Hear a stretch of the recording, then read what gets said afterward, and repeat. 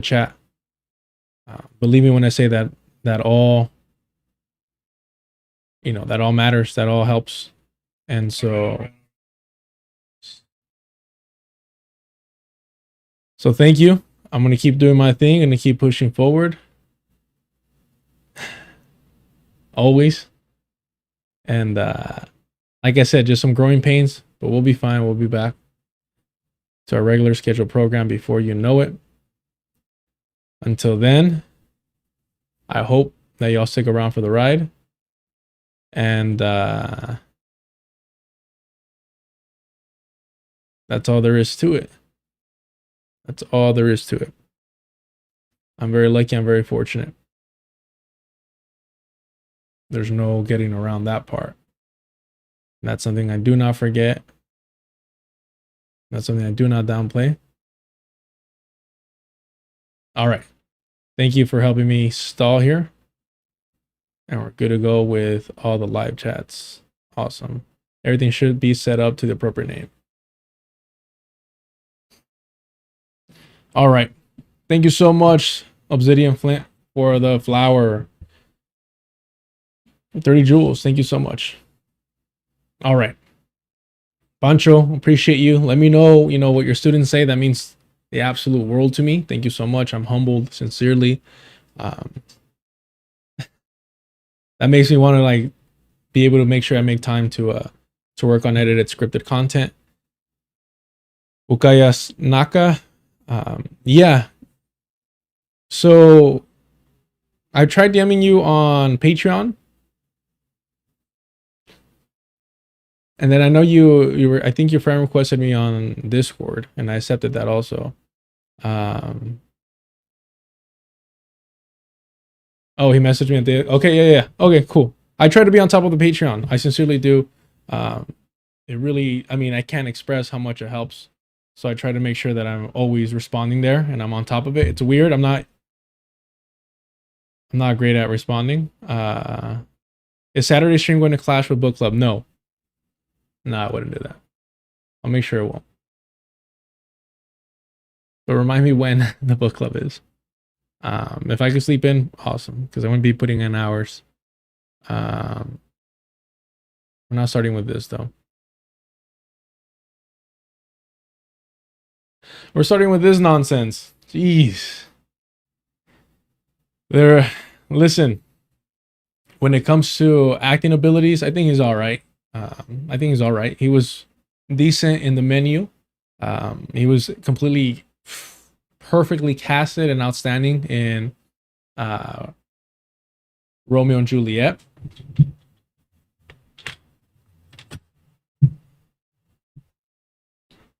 There's the unofficial book club on the Discord if y'all want to check it out. They're currently reading Meditations on Fanon's Wretched of the Earth.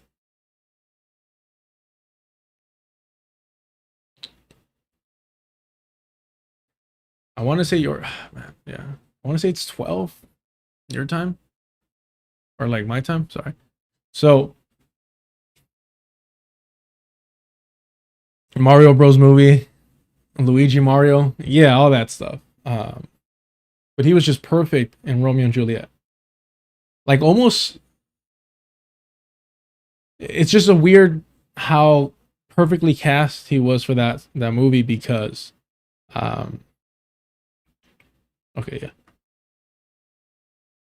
Where do you go from there? You know what? I actually have not seen Carlito's Way. I haven't. I also haven't seen, what's the other one with Al Pacino? Not Serpico. There's another one with Al Pacino. I can't remember what it's called. Okay. Casino's perfect, but that's Robert De Niro and Joe Pesci. No, not he. It's also a mobster one. He plays a cop. Maybe it is Carlito's Way. Does he come out in that? Maybe it's just that.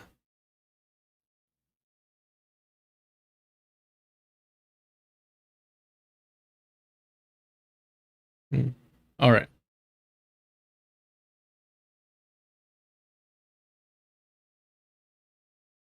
Not casino, no. No. All right. Let's listen to this. I need to find out. It's the one with Johnny Depp, no?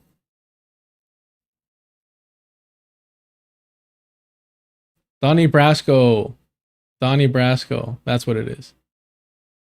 I still have not seen Donnie Brasco, and I probably should. I hear that it's solid. I hear that's a good movie. I seen a clip of it, and I enjoyed what I saw. Yeah.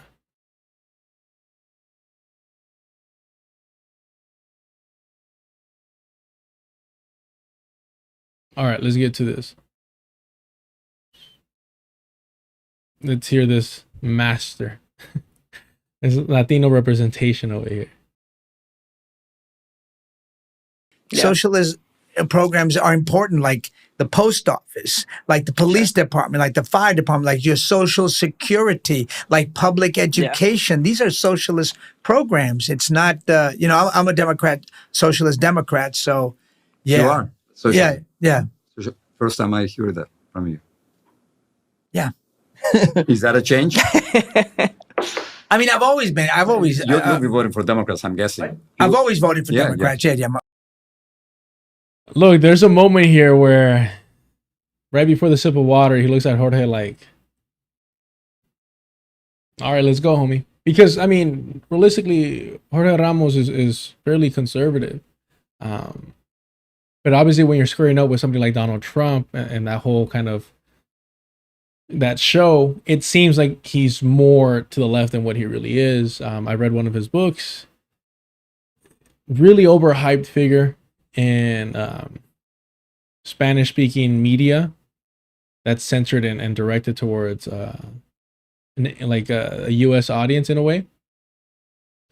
But yes, the narrative of socialist programs is, I mean, it's just so unbearable because it's, I think for a while, especially early on, like you perceive it as like, okay, this is a way to try and convince people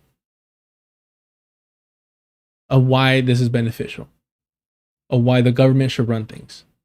But at the end of the day, this is what happens when you like just give somebody like half, if less than half of what the reality is.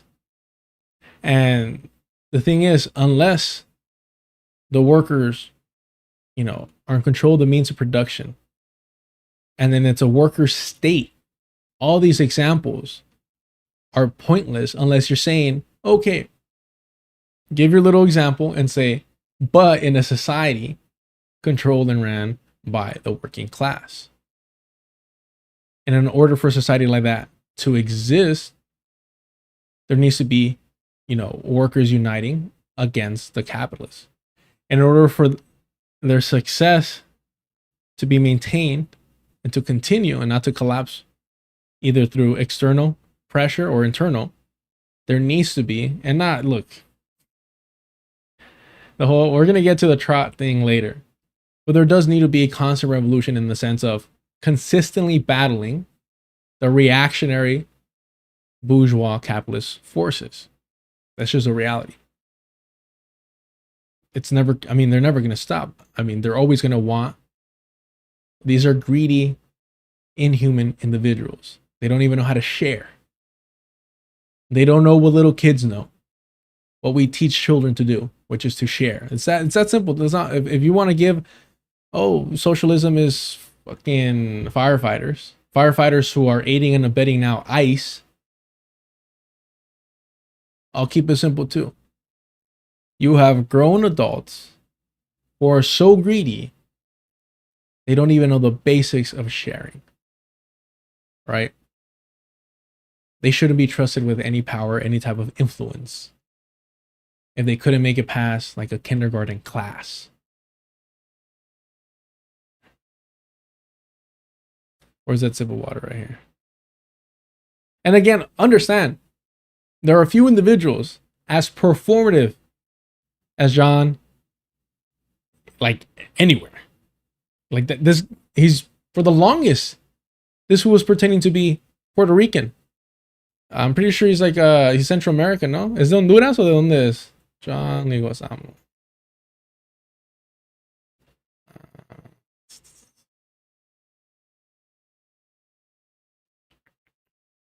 He's Colombian. Okay, wait.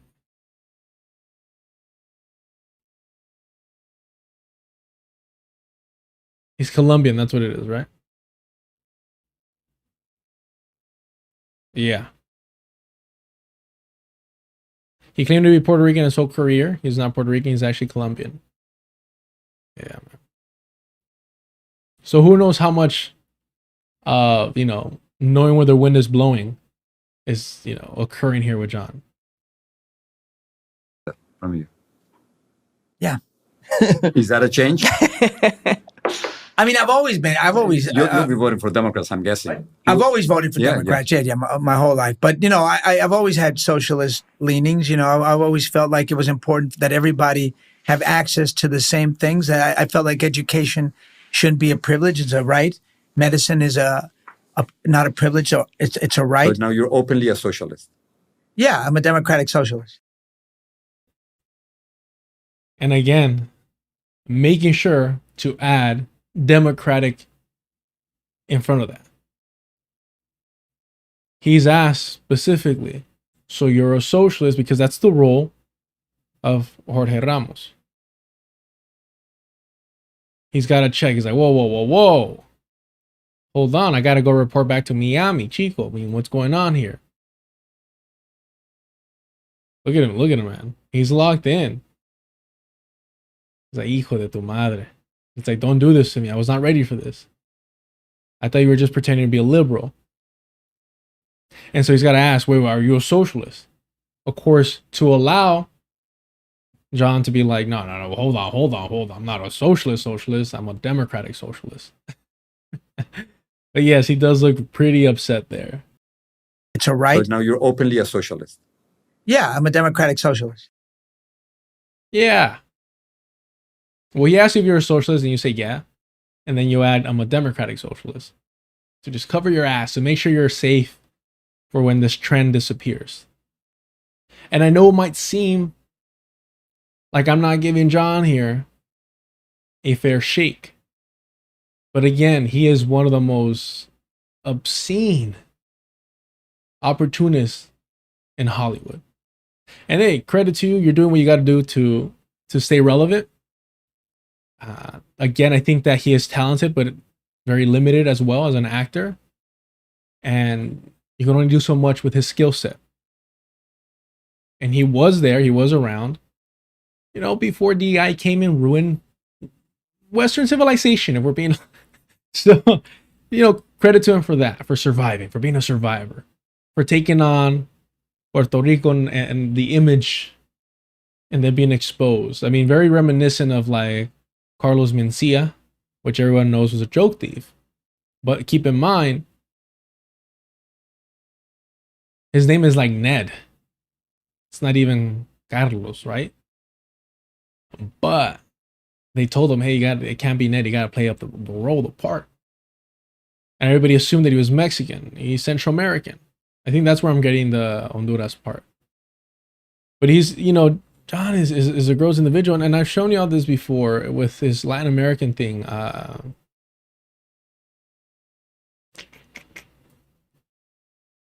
Where he was...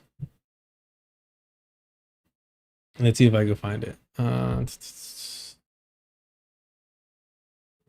Latin America. What was his play called? So trailer on Netflix here. Hold on, let me see if I can find it real quick.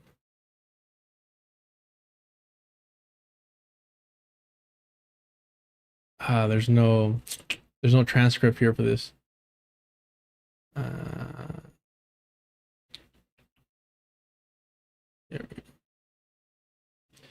Latin American history, the untold history, or something like that. And John was like talking about indigenous people and how mestizos were created.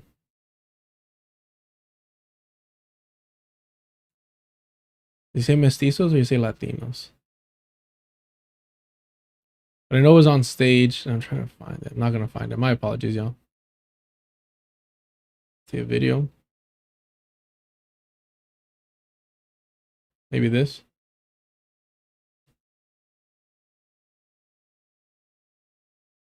To my kids. I mean, I kind of sort of knew about our land timeline. What is that? Everybody knows that, right? 1000 BC. Culo, ma culo. The age of Pitbull. Dame culo, ma culo, todo el culo, dan culo, todo culo, culo.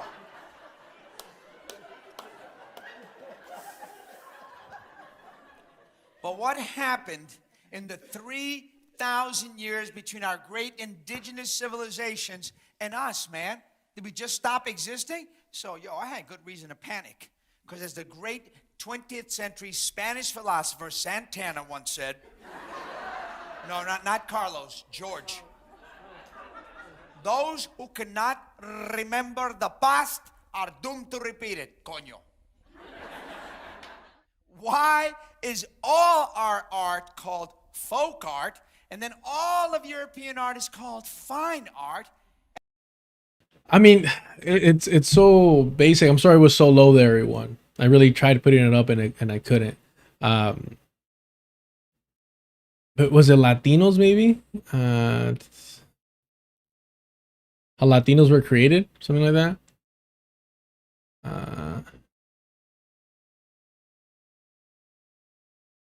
Let me try this one more time.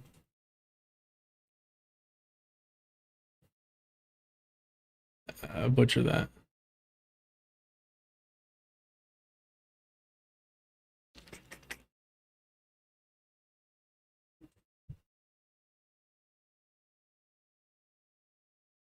Next to the United States, where Latino communities have long been overlooked when it comes to their contributions.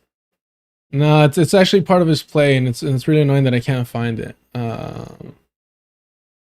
Maybe I tweeted it out or something.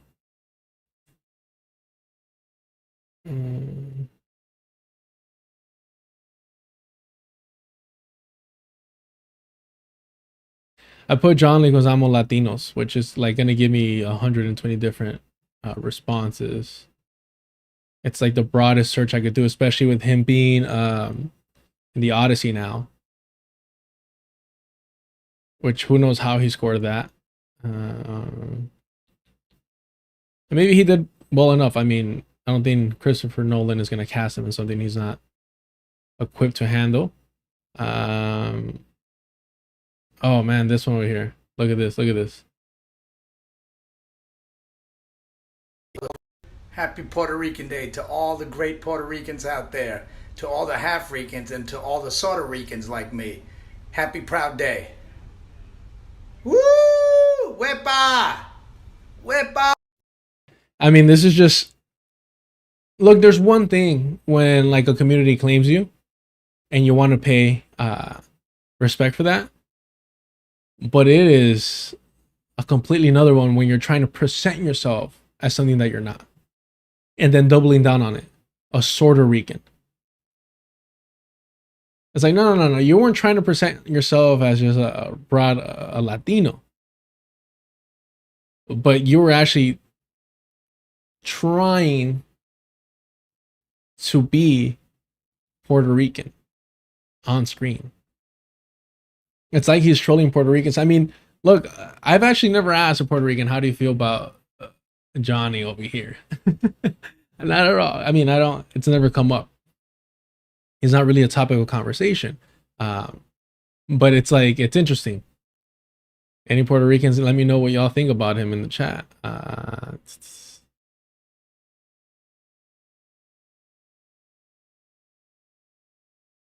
I mean, who am I? I'm a mere mortal. I have to admit, this shit is fucking flawless. Absolutely flawless. Call me biased, whatever, but it's just, it's solid, man. It does not get better than that. Latinos maybe created.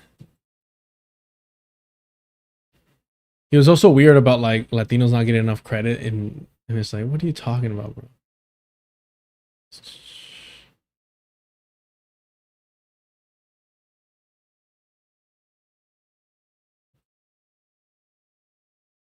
So hot in here. Yeah, I'm not gonna find it. My apologies, y'all. I know I've seen it before. Just nothing helping me. Nothing's helping me right now. Let's see. Movies. Not. Give me 1 sec. I know I'm lingering here. What's this play called? The Other Americans? No. Latin American history, something like that. John Leguizamo's Latin history for morons. That's what it is. Should I be searching this? Do we play along here?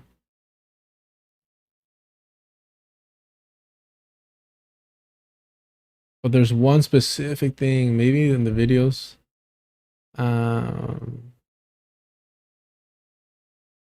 Is it this one?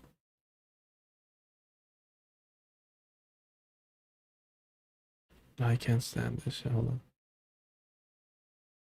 on. Latin people had helped out in the American Revolution. 10,000 unknown Latino patriots fought out of a total of 80,000 American troops. That's yeah, I'm not here to brag about that whatsoever, man. But yeah, I'm not gonna find it, unfortunately. My apologies, y'all. I know I've been lingering on it too.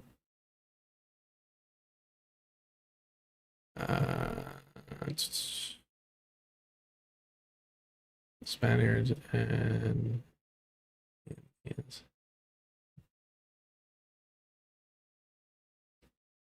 I mean, we just saw this one, so I don't think it's this one.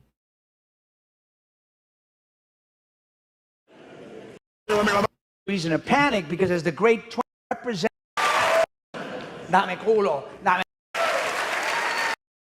in the 3,000 becomes so goddamn non-existent, visible.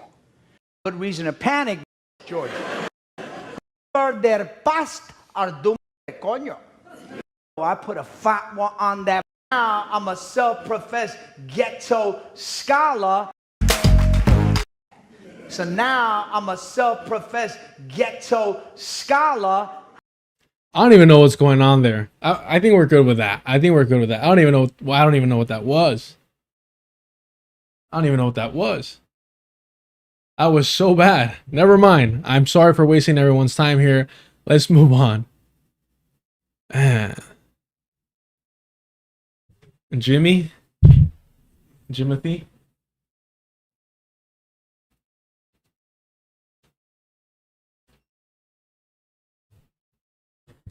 All right. Yeah, I'm sorry. That was yeah, I'm sorry about that. I feel seen. I mean, good for you, y'all. Do me a favor, y'all. Hit the like button if you're here.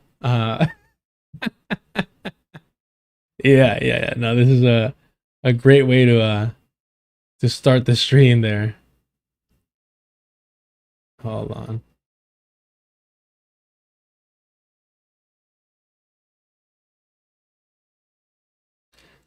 That's hilarious. An absolute mess. Always. Yeah, no, I can't stand him. All right.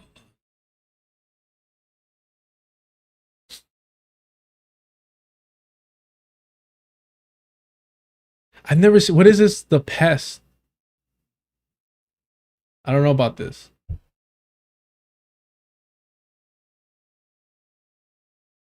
Oh, that's brutal. Okay. Is that real? Okay. Awesome. I appreciate all you being here. 116 of you on the main channel. Thank you so much. Do me a favor, hit the like button. We're at 33 likes. Let's get those likes up. I appreciate it. Let's get busy in the chat. Don't be scared, homies. I sincerely appreciate y'all being here. We got 29 on the second channel. Thank you so much for the motivation, for the support, for just tuning in and sticking around through all the change up. So thank you for that. All right. Let's get moving. Let's get moving. Have a lot of nonsense to get through. He's total trash. Yeah.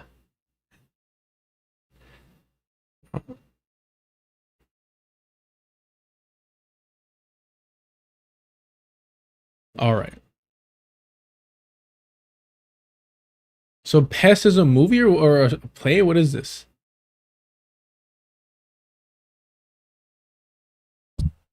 Let's find out. 1997.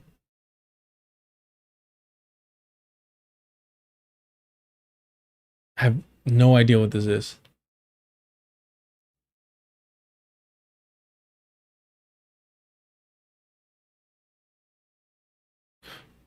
John Leguizamo, todo un desastre. El gran estreno. Interesting. I don't know if I want to watch this. I don't know if I can physically watch this. This is, yeah, man, that seems, yeah. I don't know if I can handle that, to be honest with you.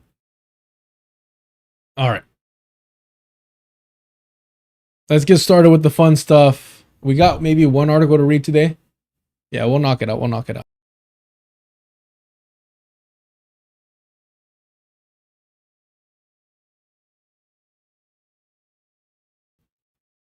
Look up the scene in The Pest when he's trying to talk Chinese. No, I don't think I will. I don't think I will, but offs, you know. Yeah. All right. Let's get to this. I promise you, you will enjoy this. Credit to whoever tagged me on this. They dropped it in the comments. Thank you so much. Thank you so much. All right, guys, we are now joined in studio by describes himself as a liberal Zionist. I don't. Oh, when white women attacked. Oh, that's definitely a hate crime I just experienced. Class action lawsuit. All of us have just experienced a real life hate crime. Let's talk about it, please.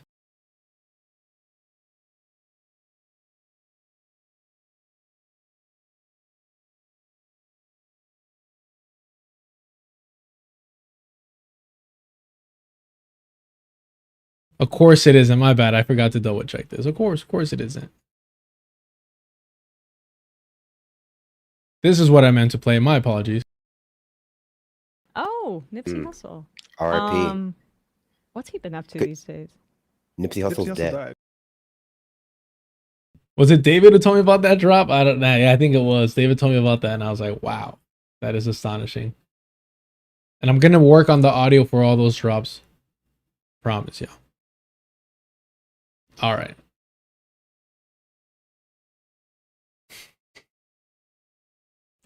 Wow. I'm glad it clarified exactly what you meant there, buddy. Let's get to this. Brad Lander, y'all. Brad Lander is breaking the brains of so many Zionists because he describes himself as a liberal Zionist. I don't.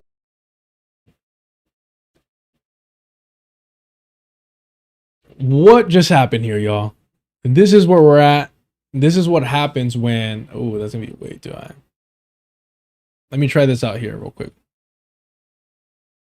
I don't think he... this autoplay is so frustrating. I don't think that, you know, obviously, I don't agree with Lander's stance on identifying as a liberal Zionist for the reasons that we describe. Zionism is a settler colonial ideology, and his belief that Israel... Sorry, y'all, I don't know why it's not turning up there. My apologies. 1, 2, 3, 1, 2, 3. All right. I just want to keep the things a little bit more consistent. All right, let's start this over. All right, y'all. You know that we love the Majority Report around these parts. I mean, Sam Cedar is out.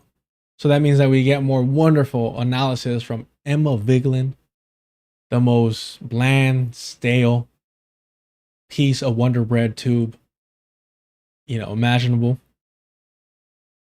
And of course, starts off with this amazing claim about Brad Lander upsetting Zionists, despite being a liberal Zionist. Just really doubling down on the fact that when I called in and I debated all of them, Matt Leck, Emma Vigeland, Sam Cedar,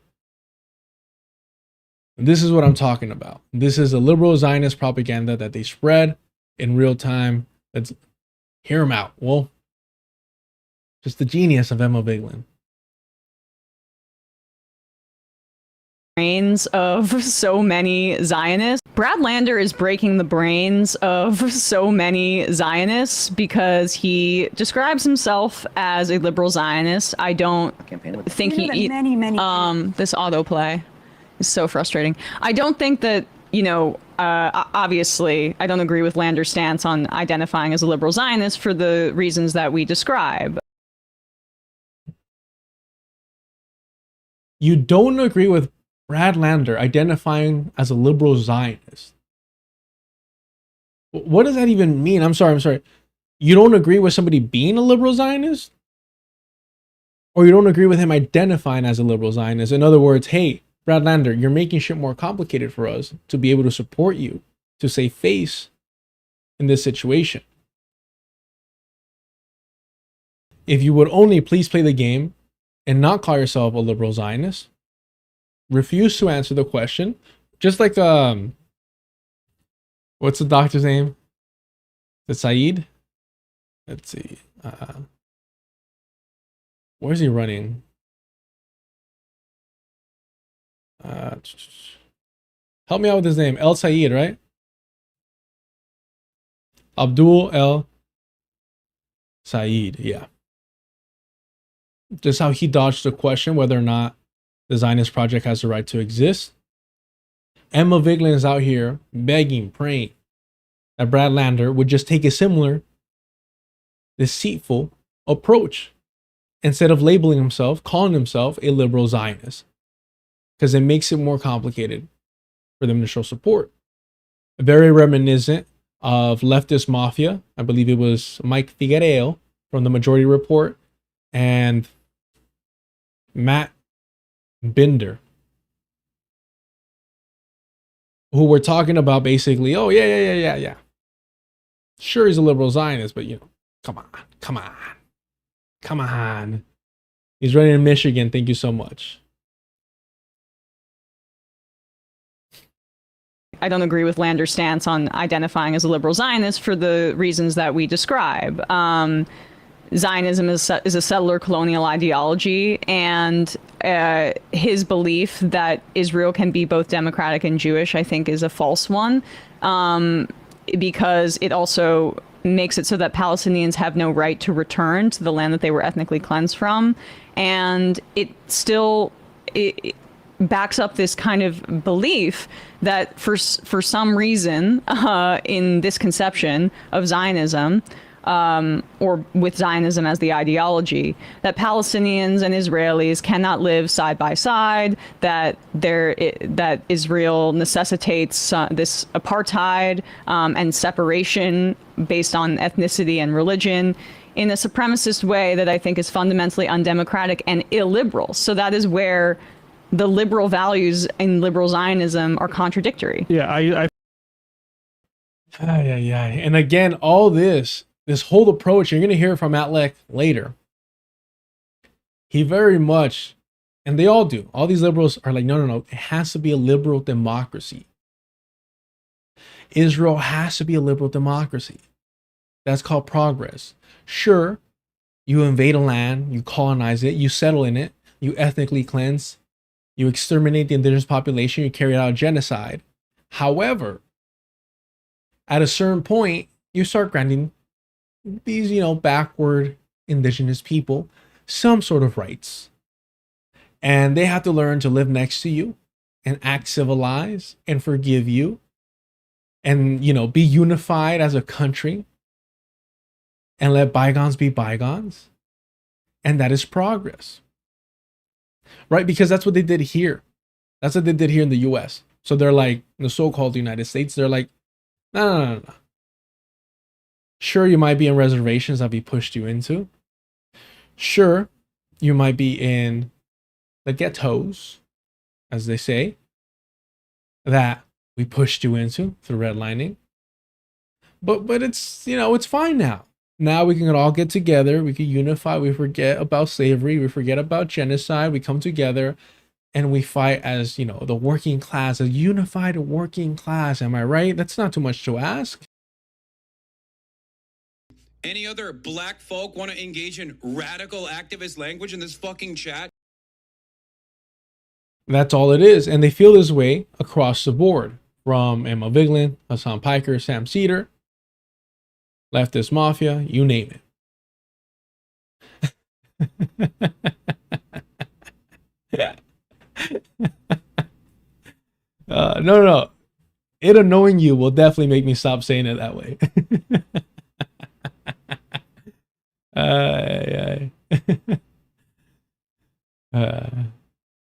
But yes, they definitely are advocating for a South Africa 2.0. And the question is, do they know that decolonization failed in South Africa and that's why they're advocating for it? Or do they just see it as a success story and unironically, sincerely want that type of oppression, subjugation, and honestly, normalization of it all for Palestinians the way Black South Africans have experienced? I think the answer is very clearly yes. That's what they want. That's what they advocate for.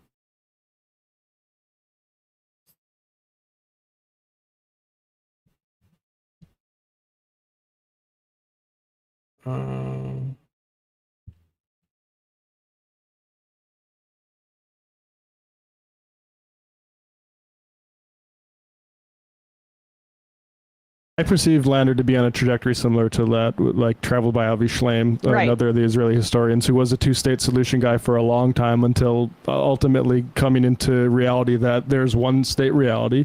And the question is whether that's going to be Jewish supremacist or democratic. Every time I see this guy, I can't help. I mean, this is almost a compliment.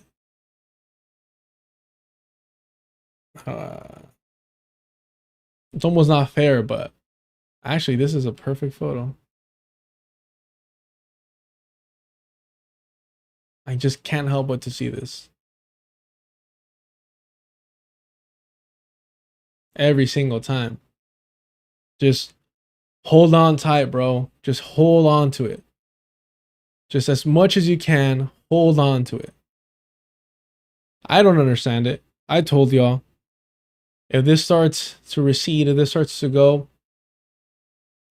oh, we're shaving it and getting a dope ass placazo. We're getting a tattoo for sure. I don't understand it. Be confident in yourself. Love yourself. Embrace who you are. It's fine.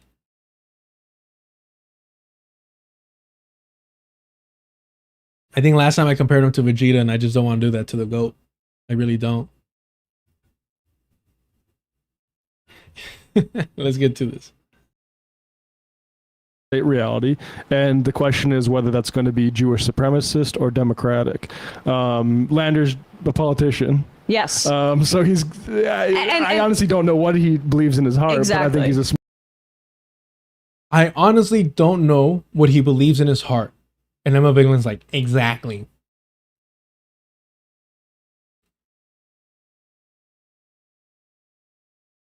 After the world's recognizing that the Zionist entity is carrying out a genocide, after the world recognizes that the Zionist entity is carrying out a genocide, he still is choosing Brad Lander to call himself a liberal Zionist. And you're out here saying, I don't know what his heart of hearts, I don't know. I just can't imagine what his heart feels like. It's like, what are you talking about, bro? Believe people when they tell you who they are, when they're saying they're fucking Zionists. And why is that so hard to accept? It's almost like, I don't know, let's say somebody got a Nazi tattoo. You should believe that they're a Nazi. It's not complicated, right? You think. Smart guy, and I think the reality of this is something that cannot be avoided. And if it is in the future does try to avoid it, it's going to be a problem for him electorally, just as it was for Dan Goldman. But right now, he's on the correct side of things. And he's doing much more good than he is harm by explaining Palestinian humanity and even Right. Oh, he's doing so much good and not a lot of harm by explaining that Palestinians are human beings. What? Oh my God, a white European Jewish man said this? Oh, okay. Now I see it. Now I get it. Now I understand. And the countless amount of people that have been persuaded, have been convinced by Brad Lander. Beautiful, beautiful to watch, beautiful to witness. Outstanding. We're very fortunate to have Brad Lander. Because to tell you the truth, between you and I wasn't sure how to feel about Palestine and Palestinians in general. But I heard Brad Lander, and I was like, he makes a point. I guess they are human beings, right? Yeah. Astonishing, man. Astonishing. By explaining Palestinian humanity and even identifying in that way might reach people that need to hear it, other so-called liberal Zionists. So who knows what is in Lander's heart? No. I'm sorry. So now you're saying that Brad Lander is going to explain the humanity of Palestinians to other so-called, again, questioning whether or not he's a liberal Zionist, to other so-called liberal Zionists. Well, hold on. Isn't him being a liberal Zionist like evidence that he believes in Palestinians' humanity or them being human? So wouldn't other liberal Zionists also believe that already? You get what I'm saying? Like, it just doesn't make any sense. And maybe she misspoke or something. But it just doesn't quite add up to, Other so-called liberal Zionists. So who knows what is in Lander's heart? I don't necessarily care. Yeah. Right. I like that what he stands for is. Again, she just cannot let go of this Nazi stuff. She just can't help it. She double, triples, quadruples down. I don't care what's in their heart. I don't care if they're a Nazi. I don't care if they're truly a Zionist or not.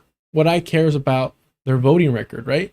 And it's like, well, this is a guy that was proactively funding Zionist corporations. Like, what are we doing here? Like, this is not somebody who we don't know what their actual positions and actions are when they're in power. Like, what are we doing here? Let me find this real quick. Actually, I'm just going to type in Emma Vigeland and see if it pops up. First thing, man. First thing, I love this. She should always be remembered for this. Now, I'm assuming DSA Watch is either reactionary or liberal. Same difference over here. Twitter account, who knows? Who cares? Nobody forced Emma to say this. Oh, and it's Canary Mission. Talk about giving them just a free one, man. I've said this before. I don't really care if, say, like Bernie Sanders or AOC go home and they're a secret Nazi, but they go out and they vote for the right things. Like, we're talking about politicians as. I don't know about that. I'm like, I think these are the lines that people are talking about. Some people care about that exact thing. I've said. And to be very clear, Canary Mission do not care about white supremacy when it's directed at anyone else but European Jews. All right, let's keep that in mind. But of course, Emma Vigeland over here is just a disgusting individual that, truly captures the arrogance of a liberal, of a white liberal. Oh, I don't care if somebody's a secret Nazi. Because politics isn't about what your heart believes. It's about what you vote for. That's all that matters. It's like, no, I don't want to give power to a Nazi. I thought that was understood here. I guess that's so complicated for a genius political analyst like Emma Vigeland.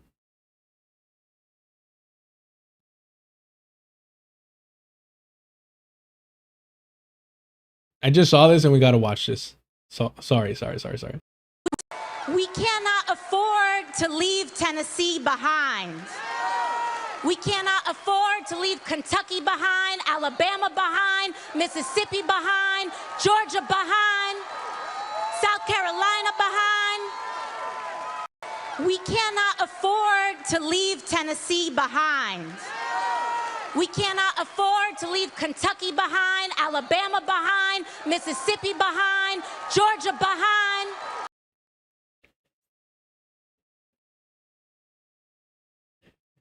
Wow. I mean, this is... Wow. Why does she do this? Does she not know there's cameras? Is she black? I mean, she voted for Joe Biden, so there's a case to be made. Behind. Why is she like this?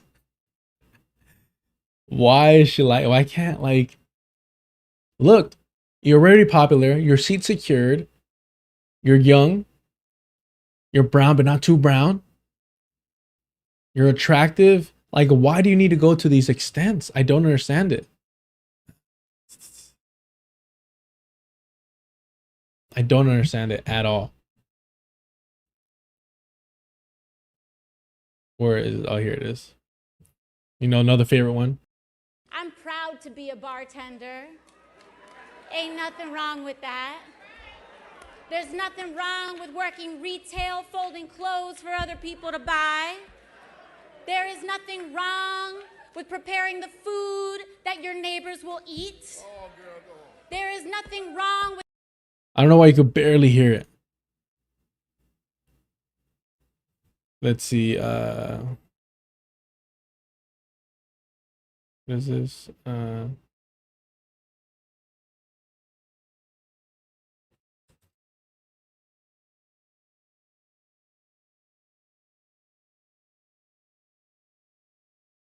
Here it is.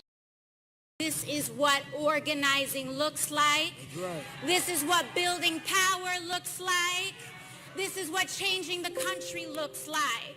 It's when we choose to show up and occupy the room and talk about the things that matter most, talking about our future. She's worse here because she switches back and forth a little too much. And again, my apologies for the volume. I don't know why the extension is not working. It's always something. All right. Is blocking both offensive and defensive weapons to Israel. And if that's the standard here for his policy, plus he supports things like Medicare for all, you know, I'm proud that Lander will be my congressman after these upcoming midterms. So she's proud. She's proud to have a Zionist, a liberal one, but a Zionist as her congressman. So brave. So brave. So, but I have really enjoyed him going on cable TV and breaking Zionist brains. This is what I mean. Like, do these people they're never really engaged with the whole liberal Zionist versus Zionist facade? And that's what troubles me, because the Majority Report has had Peter Beinart multiple times. They've had him on multiple times. So why are you pretending that you don't know how liberal Zionists ruffle the feathers of Zionists, but still both want to preserve the Zionist entity? And you continue to normalize liberal Zionism even as you're doing this half-ass distancing. Come on now. including Dana Bash, and here Batya Ungar Sargon, who I guess has a show. I didn't realize that she has a show on cable news. Very easy brain. Who's like taking a break, brain. taking a break from being the working class whisperer who comes from like a Harvard neurologist. Interesting. To be a fervent Zionist, which is probably maybe a more comfortable role. Was she on that show? Her take, because she has the politics of somebody that. Oh no, okay. Well, she has inscrutable politics, so it would make sense if she was on that show. It's the same sort of scam of like, yes, yeah. I've got a new way. I've got a third way to do politics here. But of course, she's sort of Timu Berry-Weiss. Yeah, right. There you go. And so here she is. She had Lander on, and this is a really fascinating exchange. Campaign with them. You know that many, many Jews feel that Mamdani is endangering the safety of Jewish New Yorkers. We just have to get his reaction to. He literally guffaws in her face. Oh, come on, bro. Look at me. With them. You know that many, many Jews feel that Mamdani is endangering the safety of Jewish New Yorkers. I hear this. I mean, that's all they have to do. That's all. That's all they have to do. And all these liberals like, oh my gosh, he's so tired of answering these questions. Isn't he so awesome? Isn't he so brave? Isn't he like a revolutionary? The way he's just scoffing at these people's faces. Mind you, they might as well go to the same fucking synagogue.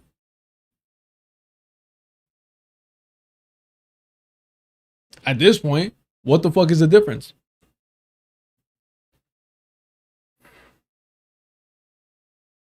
Guffaws. Oh, that's an actual word. I thought he scoffed. Yiddish.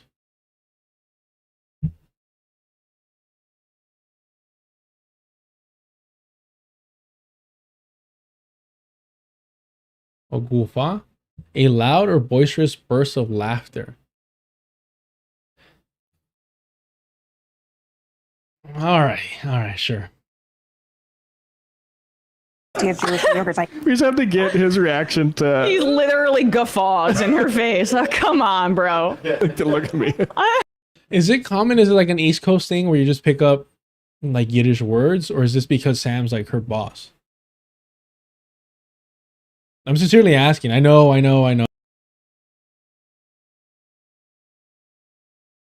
Probably like 50% of these comments are fine. 30% are borderline. You know, like somewhere in the middle, potentially yes, potentially no, depending on the intent behind them. And then like 20% are just straight up openly anti-Semitic. Oh, it's not? I literally Googled the word and put Yiddish and it popped up. My bad. Okay. All right. So it's not. So I am anti-Semitic.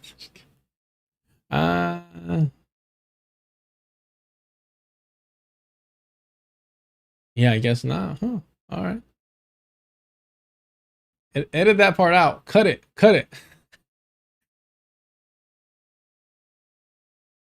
It's so hot in here. Give me 1 second. With them. You know that many, many Jews feel that Mamdani.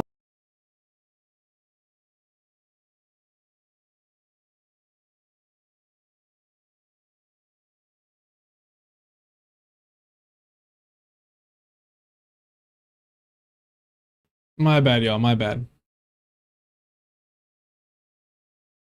Is endangering the safety of Jewish New Yorkers. I hear this every. Believe me, I'm sure I hear it more than you. So Jews are feeling so much fear and anxiety right now. I mean, anti-Semitism rises in times of war, in times of fascism, and we're amidst both.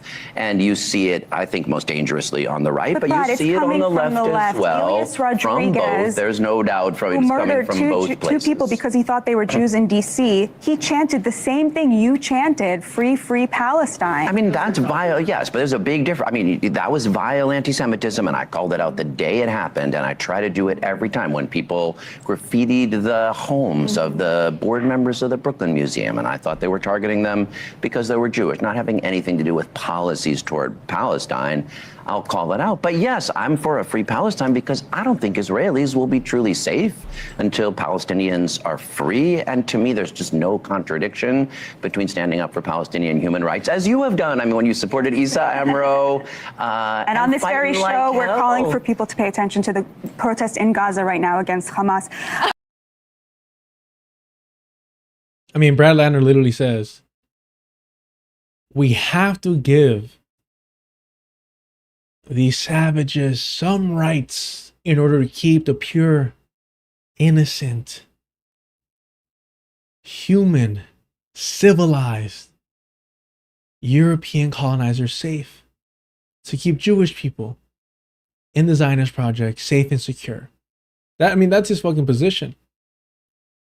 It's so tired at this point to focus on the safety of Jews in the Zionist project who are there to colonize, who are there to literally take land, to take up space and remove the indigenous people. And he's saying, well, the only way that we can secure their safety is by giving them some crumbs within and under Jewish government. For Palestinian human rights, as you have done. I mean, when you supported Isa Amro. And on this very show, we're calling for people to pay attention to the protest in Gaza right now against Hamas. Okay, pause it. Give me a break. We just played a clip of Israeli settlers and almost half of the government of Israel that showed up to the Gaza border to demand that Israel settle it and steal all of the land, and is trying to pressure Benjamin Netanyahu. But let's pay attention to the Palestinians protesting against Hamas, as she claims, as if people right now in Gaza who are just struggling to stay alive on a day-to-day basis, like that is what's operational or operable here. And Hamas has been essentially decimated and forced to lay down their arms in this way. And we'll see if they resurge. But I just found that to be a very odd. It doesn't even connect to the point that he's making, but continue. So she focuses on that. Oh, isn't it odd? Isn't that just odd what she said? And not at all critical what Brett Lander is saying. Just want Palestinians to have their own state. He believes Israel should not exist as a Jewish state. I mean, he thinks there should be a binational state that's a state for all its citizens. That's not my point of view. He's literally saying, no. Don't get me wrong. I'm a Zionist. That's what he's saying here. Don't get me wrong. That's what he believes. He believes in equal rights, which is, again, still a liberal Zionist position. To say that Zionist colonizers deserve a say in the Palestinian state. I'd ban them for any political office for multiple generations, but that's just me. That's just my take. But he's like, no. I don't even believe in that. What he believes is still a Zionist position. Even more so than this facade of equal rights for all. Remain a liberal Zionist. I believe in the vision of a... I'm sorry. Go ahead. Sorry. You're good. Well, I was going to say, most Jews view that view... I believe in the vision of what? Of what? What wild-ass Zionist shit he was about to say. I believe in the vision of what? Come on now. No wonder he was comfortable being interrupted. He almost slipped up. You as an endangerment of the Jewish Israelis who live in Israel, to ask them to basically live under a majority Muslim rule, like give Sharia law a chance, right? So, I mean, this is some honesty here. And that's what I like about this clip. Revolting of the Israeli people. Yes. She's revealing there that it's demographic anxiety that is motivating Israel's apartheid. A white panic. White nationalism. This is no different than... Jim Crow. This is no different than the Jim Crow, South Africa. Exactly. The way that white people talked about the fall of Jim Crow. I mean, the lynchings that were spurned by hysterical coverage of like black people just existing in society. This is a white panic. This is like what you saw in South Africa in the 80s. Right. And the stuff about Hamas, too, let's just say there were protests against Hamas that are significant enough to pay attention to. Again, I can't stand when they do this. Why? We know why. But why are you talking about Jim Crow? Why are you talking about the South? Because they solely want you to focus on apartheid, the same reason they bring up South Africa. However, the actual comparison, if you care about the liberation of Palestinians, which these individuals do not, would be the indigenous people here and reservations. That would be the appropriate comparison. But they don't want to acknowledge the settler colonial project here the same way they don't want to acknowledge the settler colonial project in Palestine. And so they skip a step and they avoid getting to the root problem here and solely focus on the tool and weapon of settler colonial projects, which is apartheid.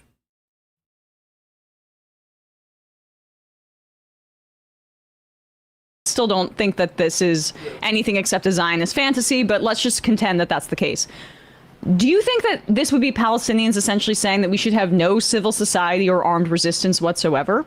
Yes, settle us. Yeah, please. Because that's what's on the menu. Take our land. We'll just lay down and take it. That's what she's basically arguing in terms of like the implication of foregrounding protests against Hamas in that argument. And this is why when she says here, like, you want to have one country where the Palestinians outnumber Jewish people. This is why they wanted to kill so many people after October 7th, because the demographics aren't in their favor. Yep.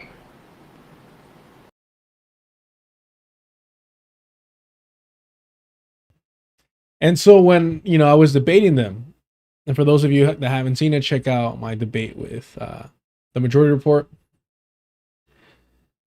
Keep in mind, Emma Vigeland was crying about what would happen to all those Zionists, right?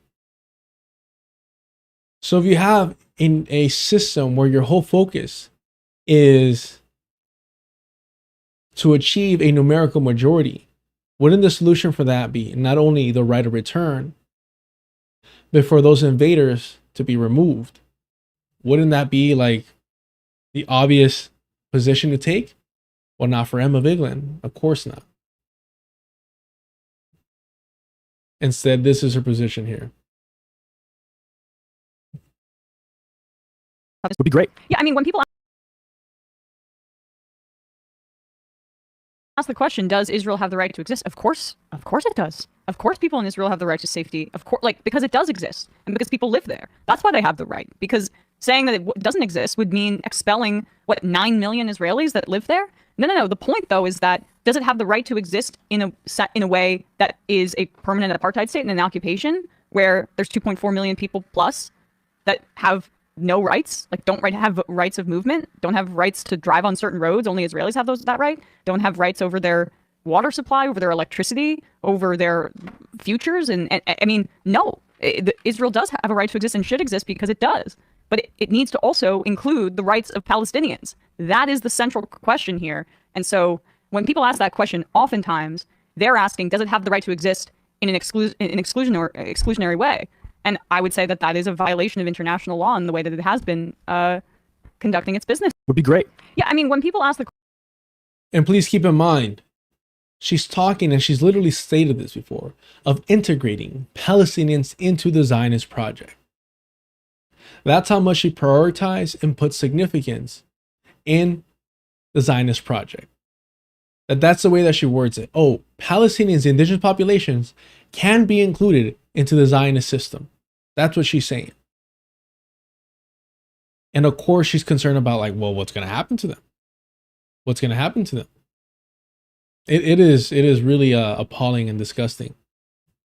What Emma Vigeland and the Majority Report does and what they represent and the normalization of Jewish and white supremacy. This shit should scare you. Graham Plattner was not. That there is. Sorry. Graham Plattner was not a one-off. He's very much a constant for them. Let's see here.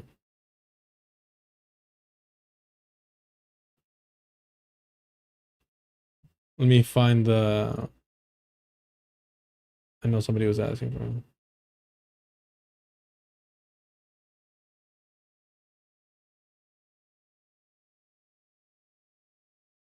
Yeesh, that is an ungodly amount.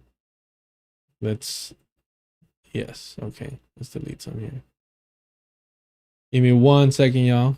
And then we'll be right back to your regularly scheduled program. 1 second, 1 second.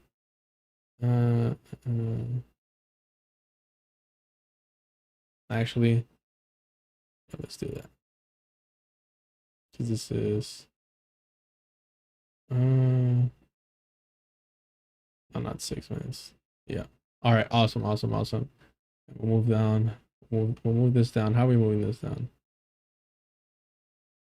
We'll just create space over here. We'll create space. I don't want to be greedy. I never want to be greedy.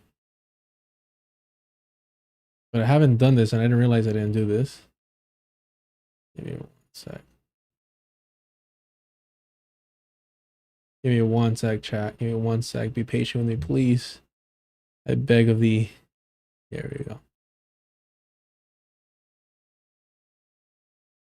All right, that's fine. Why are you doing this? All right, it is ready to go over there. They pull it up and drop it in somewhere in the chat.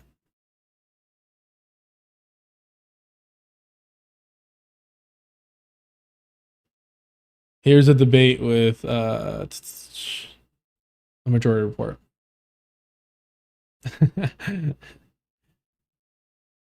Yeah, I mean, check it out if you want to know how that went. All right. Just these two. A prime example of, I think she says machete, if I'm not mistaken. Yeah, here we go.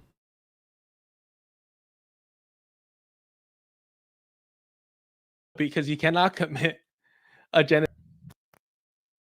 They don't say, "Oh yeah, we're going to do violence against these remaining whites." It's even Malema is land reclamation without compensation. Yeah, I agree with that. Do that. I'm sorry that It's not let's start like macheting people. I'm sorry that our position on this program is that we do not believe that thousands, if not millions, of Israelis should be slaughtered. Literally, mouth open with how disingenuous they're engaging with my position. And it is why when I was debating them, this is after, I got off the call. But while I was debating them, I consistently said, I do not believe in old white genocide, to tease them, but to prepare for this position that Emma Vigeland took as soon as I was off the call, that Matt Lex supported as soon as I was off the call. And to his credit, Sam Cedar is literally mouth open in disbelief that they're being disingenuous to my position. Slaughtered in a way. Well, you're not saying slaughtered, but he just believes that. Nobody said that. Nobody said that, bro. But you see, this fucking white women, bro, are so fucking dangerous because they will make these false accusations. I know. She claimed I was anti-Semitic, and now she's claiming that I was calling for the massacre, the massacre of Europeans. So yeah, check that out when you get a chance. Again, this is nothing new. That was what, like 2 years ago? It's nothing new. Wait, how long ago was it? Well, it was longer than whatever this video was because slaughtered in a way. Obviously, 2 years ago. Over 2 years ago, 2024. Wow. They have not changed at all. Probably gotten worse. I believe in the vision of a... I'm sorry. Go ahead. Sorry. You're good. Well, I was going to say, most Jews view that view as an endangerment of the Jewish Israelis who live in Israel, to ask them to basically live under a majority Muslim rule, like to give Sharia law a chance, right? Most Jews feel that the view that Israel should be a binational state is to endanger the lives of 8 million Jews. Also, I'm sorry. The idea that it would be Sharia law rule, that there are secular Palestinian organizations and there has been secular Palestinian resistance that Israel has undercut. Yes. Remember those guys? Because they want it to be this like scary Islamophobic trope that the Islamists are going to take over and make everybody live under Sharia law. There's something called a multiracial democracy that Muslim people can exist in too. They exist in it here in the United States, as do Jews. Do you hear that? Do you hear what she just said? A multicultural democracy that did she say Muslim or Palestinians? Yeah, that Muslim people, the species known as Muslim people, according to Emma of England, can live within it. And look at her. I mean, these people believe this. They believe this. She's appalled. A multiracial democracy. For what? For who? For everyone, because we're all equal.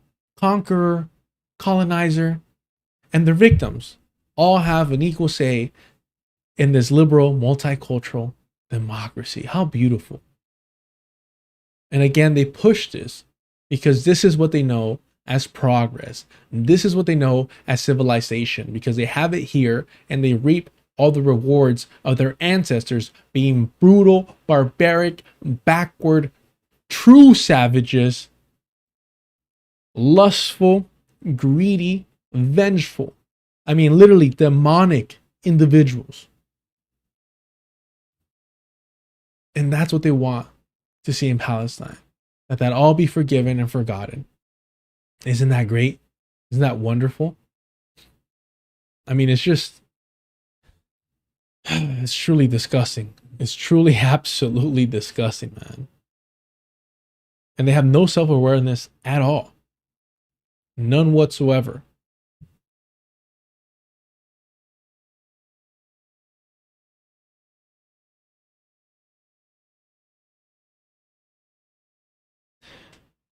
I'm sorry, y'all. I don't know if I missed something on screen in the chat. My apologies there. But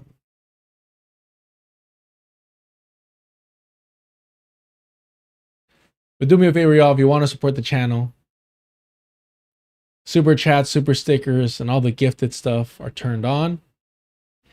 If you want to help support long term, check out the Patreon. $2 gets you access to the Discord. You get the Saturday unofficial book club where they're currently on Meditations on Finance, Wretched of the Earth. I appreciate them using that space like that. Thank you so much. And check out the Cash App. I'm working on setting up the Venmo. It'll all be deculturation if I can help it. All right. Thank you for all the support. Thank you for being here. More importantly, hit the like button if you can. It's free. Costs you nothing. Share this to annoy somebody if you will. Thank you so much. Sincerely, I appreciate y'all. Let's keep going. People can exist in too. They exist in it here in the United States, as do Jews. This is actually like part of the Cold War. Is we supported Israel and also attacked all of the sort of communist or left-leaning movements throughout the Arab world, and left these radical religious fundamentalist groups. That's how the Taliban got. I mean, got started. Yep, exactly. So yeah, remember the PLO. Nothing like comparing Hamas to the Taliban in 2026. Wow. Astonishing. And look, before anybody starts crying, I understand what she's saying, but it's a horrible comparison. It truly is. Man.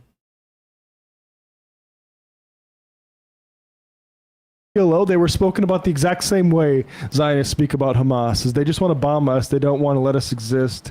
How dare you even ask us to sit down with them? Yep. That Israel should be a binational state is to endanger the lives of 8 million Jews. I mean, there are many Jewish anti-Zionists who also believe in the vision of a binational state. Albert Einstein, who they asked to be the president of Israel, had concerns that Jewish sovereignty wouldn't work well. This is a debate to have. I disagree with the mayor on this point, but I do not believe that he is endangering the lives of Jews. Here in New York City, he kept Jesse Tisch on as police commissioner. He grew the funding for the mayor's office to combat anti-Semitism.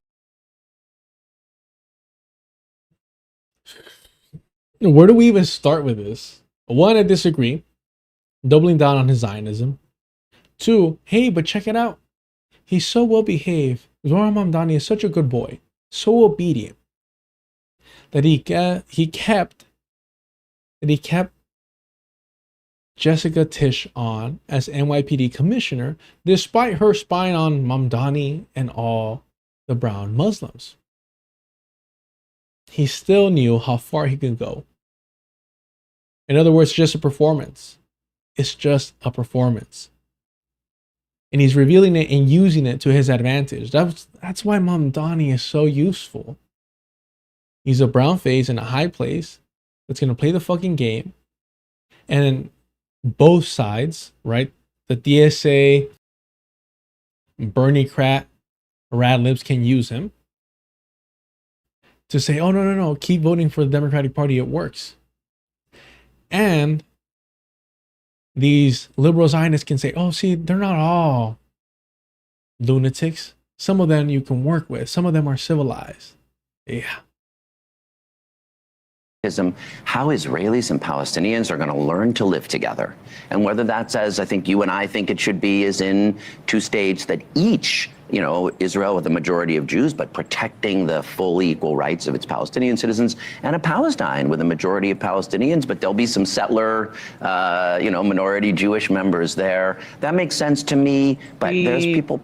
Does Batya agree with that, though? Like, whether or not that's realistic, which obviously we don't agree that it is. The 700,000 illegal Israeli settlers in the West Bank are going to get folded into the Palestinian state. Good luck, Brad. It's clear the South. Wait, hold on. Where is this arrogance coming from? Acting like your vision is somehow more legitimate, more fair to Palestinians than what Brad Lander's advocating for. You're both wrong. You're both wrong. And you're both prioritizing the safety and well-being of Jews over Palestinians. That's just the reality of it. That's the reality. You can word it and rephrase it any way you want. That's the reality of it. Let's keep listening to this. South Africa solution is the correct one here. But does Batya agree? Good luck. 700,000 illegal Israeli settlers in the West Bank are going to get folded into the Palestinian state. Good luck, Brad. And what in your equal one state Zionists are going to stop attacking Palestinians? Zionists are going to be held accountable for their actions against Palestinians? Suddenly they're going to be like, what is this nonsense, man? Is basically arguing my fan fiction is better than yours. That's what she's doing. It's clear the South Africa solution is the correct one here. But does Batya agree with him even that Palestine should get a state? Because most Israelis do not. They don't. Because like even the moderate folks say don't look at me. I've never said the words Palestinian state. Yes. And someone writes in Udain Kusei-Lutnick, why did he keep Tisch? Because I think Mamdani recognized that getting his affordability agenda was going to be a big enough. It's the same reason that they didn't challenge Jeffries this time around. Mamdani wanted to not fight a war on every front and go into war with the police commissioner and police union as you're trying to get your affordability agenda across. Plus, same thing with Jeffries, when you would need his buy-in, would have been too tall of a task. So you save those fights for another day. It's a purely like the political capital. I mean, I think it was possible maybe immediately, but also crime is low. If all of a sudden you fire her and there's an uptick in it, you create a problem with yourself. And also, I mean, justifying not just voting for Brad Lander, a self-described liberal Zionist, but now justifying why you would keep a Zionist heiress as your NYPD commissioner. And see, this is why Matt Leck is such a disgusting individual. He knows better. And he lets it slip every so often. He says he could have done it immediately. He could have done it immediately. Oh, but then, crime was low. So, I mean, at what point is Mamdani actually going to confront the NYPD that he himself has recognized to be racist and homophobic and a danger? At what point do you as mayor control your own police department? It would have helped if you would have put someone else as commissioner that you actually politically align with. But of course, Mamdani doesn't give a damn about Palestinians. He's been using them as a political ploy from the very beginning. But again, no comment about how he apologized to the NYPD on Fox News. None whatsoever. It is astonishing. Let's see. Apology. Classic stuff. 68% of independent voters want more police officers on the street. And Cuomo, tomorrow night in that debate, he's going to say, I'm going to bring 5,000 more police officers. So sorry, what is the issue with this plugin?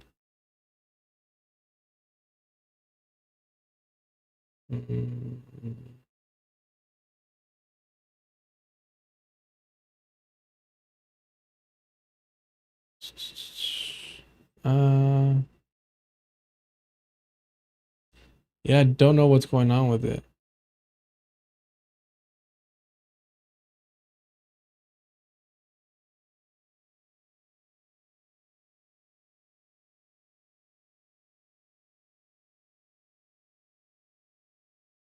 Give me 1 sec. Let me see if I could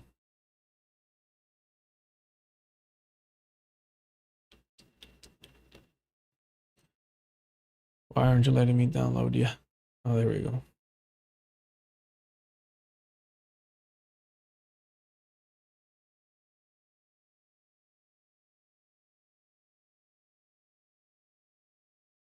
Officers to the street. Will you match that and agree with him on that? I don't look to Andrew Cuomo for leadership. And will you put 5,000 more cops on the street? I've been very clear. I want to keep the... Sorry, I don't know why it's when is it that he apologizes? I know he's facing the camera. Here you go. Give me 1 sec, my bad.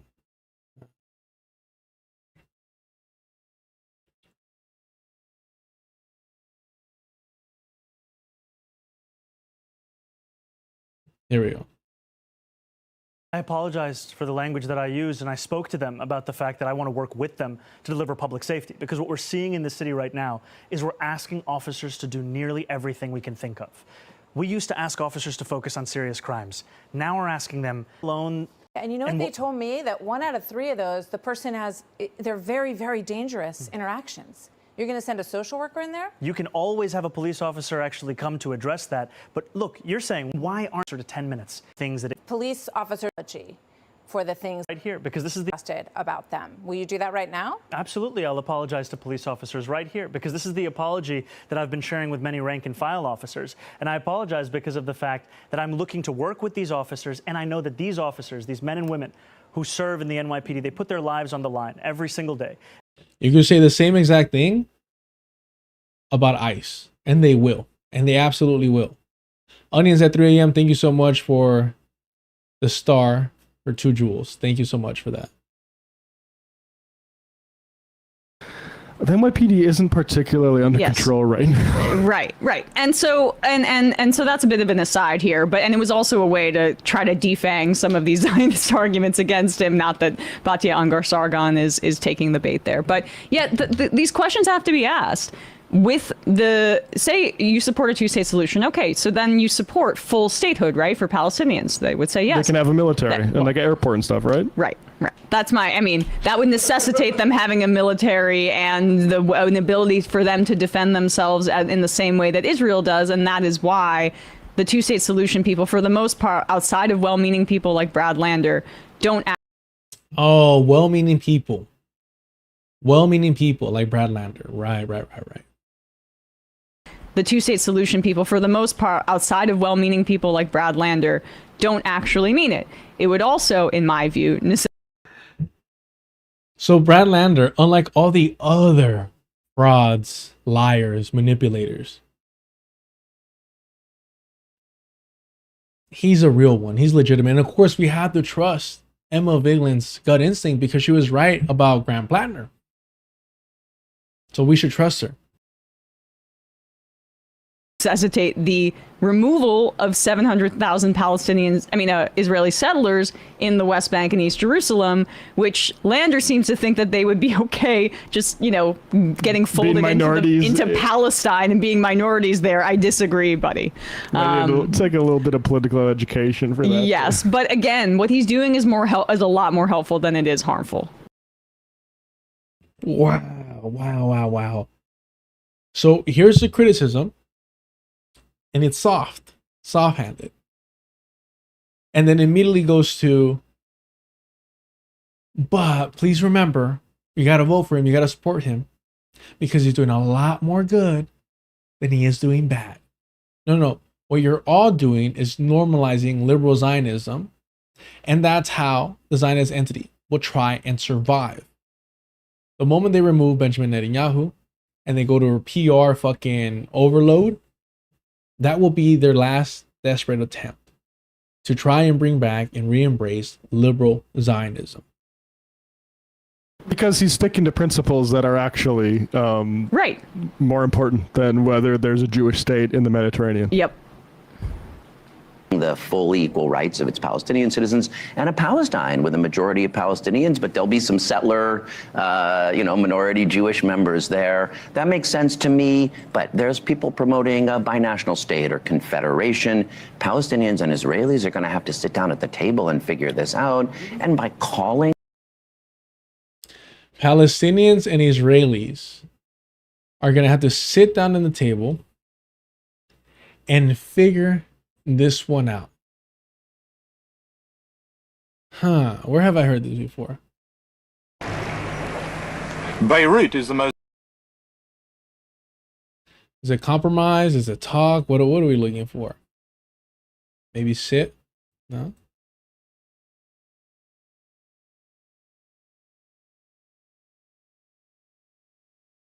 Then, of course, it's a surprise to know what's happening. Why won't your organization engage in peace talks with the Israelis? You don't mean exactly peace talks. You mean capitulation, surrendering. Why not just talk? Talk to whom? Talk to the Israeli leaders. That's kind of conversation between the sword and the neck, you mean? I mean, literally that. Literally that. As if the Zionist entity has not been assassinating negotiator after negotiator. Not just Palestinians. And still Brad Lander is saying they got to sit down with them and talk. That's not how it works. These colonizers do not understand anything but violence. That's all they know. That's how they manage to survive and capture all this land. For change to end a system that, look, I do think is essentially apartheid. That's not anti-Semitism, that's politics. Yes. God, I love how soft his voice is, too, as he says these things. It's disarming for them. I mean, this is why, like... For who? For who is it disarming? It seems like it's putting your critical thinking abilities down. For who is it disarming? What are we doing here? This is embarrassing, man. God, I love his voice. It's so soothing. It just makes me want to cuddle up and read a book and go to sleep and wake up from a wonderful nap. Oh my gosh, his voice. As he lies and spread liberal Zionist propaganda and normalizes the liberal Zionist approach to colonizing Palestine. It's so heartwarming. Oh my gosh. This is pathetic, y'all. like I think Zohran Mamdani's rephrase that Abdullah Sayed has also picked up on. Like, do you agree that, first of all, it was never asked this way like 20 years ago. Like, do you agree Israel has a right to exist as a Jewish state? The reason they add as a Jewish state now is because it stopped the pretense of existing as a democracy for the exact reasons Batya is talking about, is they're outnumbered. And they want to have a majority Jewish government and populace. And do individuals like El Sayed actually engage with the real question that regardless of what formation it takes, no matter what approach the Zionist project uses, it should still be opposed because it's still a settler colonial project, regardless if it grants democratic rights to Palestinians or not? Of course not. Yeah, I mean... Exactly. Some guy, do I understand this correctly? Israeli settlers who stole land from Palestinians are afraid they won't be safe in Palestine until they eliminate all the Palestinians? Pretty much. Cauliflower, controlling the NYPD might require a federal government with a democratic president willing to use federal agencies for an investigation. Mamdani just may not have enough power given how crazy that particular institution is. I think that's... Yep, Mamdani's so helpless. Mamdani is helpless. Mamdani is helpless to replace the police commissioner. It's just an impossibility. How could he possibly do that? It's not like it is a common practice for new mayors to have new police commissioners that align with their political agenda. Democratic president willing to use federal agencies for an investigation. Mamdani just may not have enough power given how crazy that particular institution is. I think that's a fair assessment. Look, I think I don't think people are wrong to have criticisms of I just blanked on her name again. Tish. Not Tish. Not Jessica Tish. But I do think it's more of like a final boss more than the one you wanted to. Yeah. A final boss. A final boss. A person that Mamdani could have literally replaced, but instead chose before he came into office to say, nope, I'm going to keep her. How is it a final boss when you can literally just replace him whenever you want? How is that a final boss? Can somebody please explain this to me?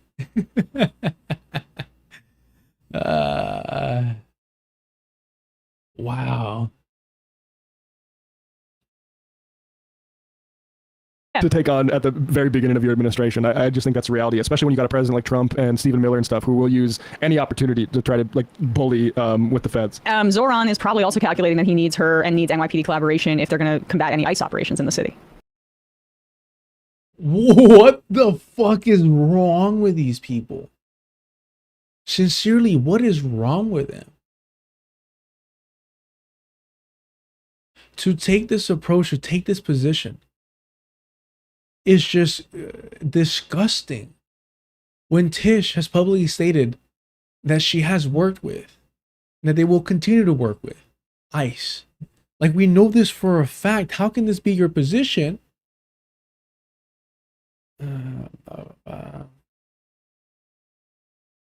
Let's see.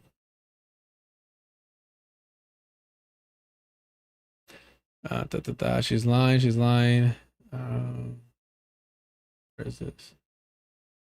Here it is.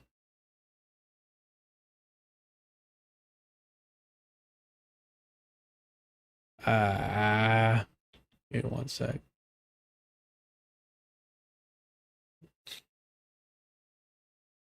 Where are we going with this?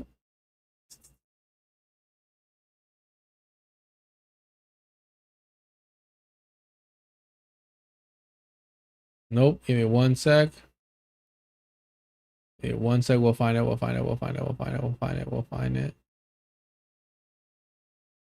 don't want that. NYPD Commissioner Jessica Tish got Trump admin heads up before ICE raids on Canal Street. NYPD Commissioner Jessica Tish received advance notice from the Trump administration last month that ICE agents were hours later going to conduct a controversial immigration enforcement raid on Canal Street in Manhattan. The Daily News has learned. In response, sources say Tish directed NYPD officers to stay away from ICE agents as they bore down on the busy downtown thoroughfare and arrested 9 allegedly undocumented street vendors, a chaotic operation that drew mass protests and marked one of Trump's administration's most aggressive immigration crackdowns in the city to date. Tish, who has served as NYPD commissioner since Mayor Adams appointed her in November 2024, didn't violate any sanctuary city laws by getting a heads up about October 21st operation or acting on that information.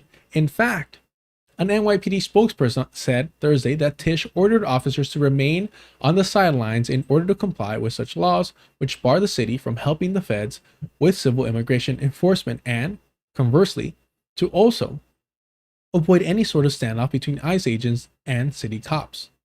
Still, the revelation that Tish had advanced knowledge of Trump's administration's Canal Street raid would raise a number of complicated questions for Zohran Mamdani, the mayor-elect, who said he wants to keep Tish on as NYPD commissioner once he takes office January 1st. Wow. And again, the fact that she was appointed by Adams of all goddamn people, that she's only been doing this for, essentially 2 years, if not less. Perfect reasons to get rid of her, to replace her. But of course, Emma Vigeland's going to lie. Trump and Stephen Miller and stuff, who will use any opportunity to try to bully with the feds. Zohran is probably also calculating that he needs her and needs NYPD collaboration if they're going to combat any ICE operations in the city. Combat. All right. When are we going to see the local state combat federal ICE operations? Is the same thing like Hassan Piker calling for the National Guard to protect people from ICE. It's just as delusional. Hopefully that doesn't become a problem with collaboration. Biden My Time says Brad Lander's tone and cadence is so unique, absolutely unmistakable. I know. It's so great that he's going to be a congressman. It's hilarious, yes. It's very sing-songy in a way that's fun to me. I will miss Haley Stevens' cadence if all goes well. But he does have this sort of vibe of someone who's a crisis mediator. Like you're having a tough time right now. You're clearly freaking out. Yeah. Let's just talk about it. Right. He's like the one male therapist I would actually go to. He is the one male therapist that I would actually go to. See, that's interesting and almost a perfect thing to bring up. It's astonishing the shamelessness that I had to break up with my therapist last week. Oh my God. Oh no. We had a very difficult few months since I had to break up with my therapist last week. Oh my God. Oh no. We had a very difficult few months since October 7th, where, she is an older Jewish woman. Sure. And that's, of course, we had a great relationship, and I kind of just plowed through because at the beginning I knew if I ended this, even though she was such a big Zionist, she would think I was anti-Semitic 100%, right? Literally prioritizing the feelings of a Zionist to not be considered anti-Semitic. Wow.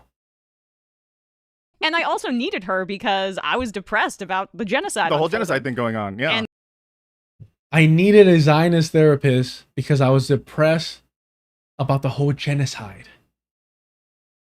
Who believes this?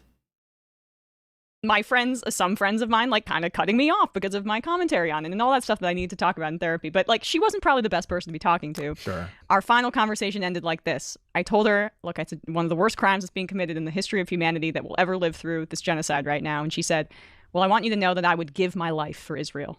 And I said, I don't think this is going to work out. Is that I would have been like, then do it, bro.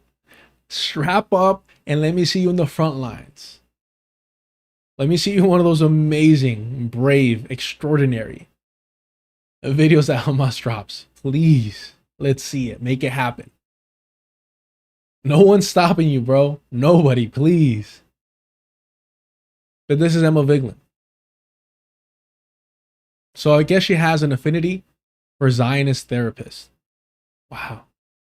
Let's just talk about it. Right. He really, he's like the one male therapist I would actually go to and feel safe with. Lowercase a said, they call us sexist, but Hassan, I already read that. Hollywood Hugo, I just want to reassure everyone that Sam is in good spirits after an unfortunate confrontation with a Crunchwrap Supreme. Let's be honest. All right, we're good with that. We're good with that. Let me actually... I appreciate y'all for being here sincerely. This is too much fun. This is too much fun. Thank you for all the support, y'all. Hit the like button if you will. Check out all the ways to support the channel, whether that's through memberships, super chats, super stickers, all the gifted stuff that they just added, or long term with the Patreon. Remember, $2 gets you access to the Discord. We have a great time there. Check it out. And of course, the Cash App. I appreciate all the support. Thank you so much. Subscribe to the channel if you haven't already. What are you waiting for? All right. I'm trying to get better at that, y'all. I think it's just super awkward, but it's going to help edit things, you know, and put it out quicker. Let me play this for y'all and I'll be right back shortly. Slaughtered in a way. Well, you're not saying slaughtered, but he just believes that.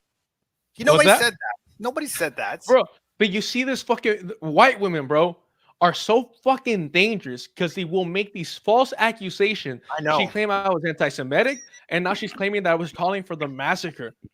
The massacre of Europeans. Putting words in my mouth. White women, they are so fucking dangerous with their false accusations. They will literally, their false accusations get people fucking killed, murdered. In this case, she's trying to smear me. But let's be very clear. This is what white women do. When their whiteness is challenged, they make false accusations about you in order to damage and hurt you. And their wish in their fucking heart is for you to cease to exist. They've done it for generations after generations, and we're seeing it again. When did I ever say that? We went through it. When did I ever call for that? In the words of that chief in the Pocahontas movie, these white men are dangerous. Yeah, and white women think it excludes them? Fuck that, bro. You ship these Neanderthals back to Europe. Oh, man. All right. Just these two for now. 3. Let's not forget Matt Leck. The little I have a list. Guard dog. Yeah. Yep. No, he just believes that overnight. He said it would be violent. Well, I mean, he's saying that there is a mechanism in which the violence is going to win out violent. To get exactly. I mean, that's what that violence is happening. I don't know if that laugh there was like trying to laugh at me when that's literally all I was saying. Like colonialism, anti-colonialism is all inherently violent because that's how you establish a colonial state, through violence. That's the only way you end it, through violence. That's just reality. That is what is required inherently within that system, and to uproot and end that system. But Emma's acting like if I'm like, what the fuck? How uneducated do you have to be? Yeah, go ahead. That's so good. So this system right now is violent. There's a genocide happening, missing and murder indigenous women and people. Right? There's the incarceration of black people into prisons. There's the taking of indigenous and black children from their communities. And indigenous children have equal, but black children don't. So black children are being exploited into white families, right? Into adoption. There's the U.S. foreign policy, imperialist foreign policy. There's, capitalism that even exploits sellers themselves. Though everything in this fucking system is exploitative. So and violent, which is violent. So to say that what we're saying is fucked up when in their fucking vision of society is not violent, motherfucker, him or them promoting the idea of like a fucking system, any kind of colonial system in their vision is violence, even if it's a red one, right? A communist one, a socialist one, which you say he's not. So it makes it even worse. I'm not saying he's I'm giving him a pass for white communists or labor Zionism, but it's fucked up. He's fucked up. Derek? I don't remember.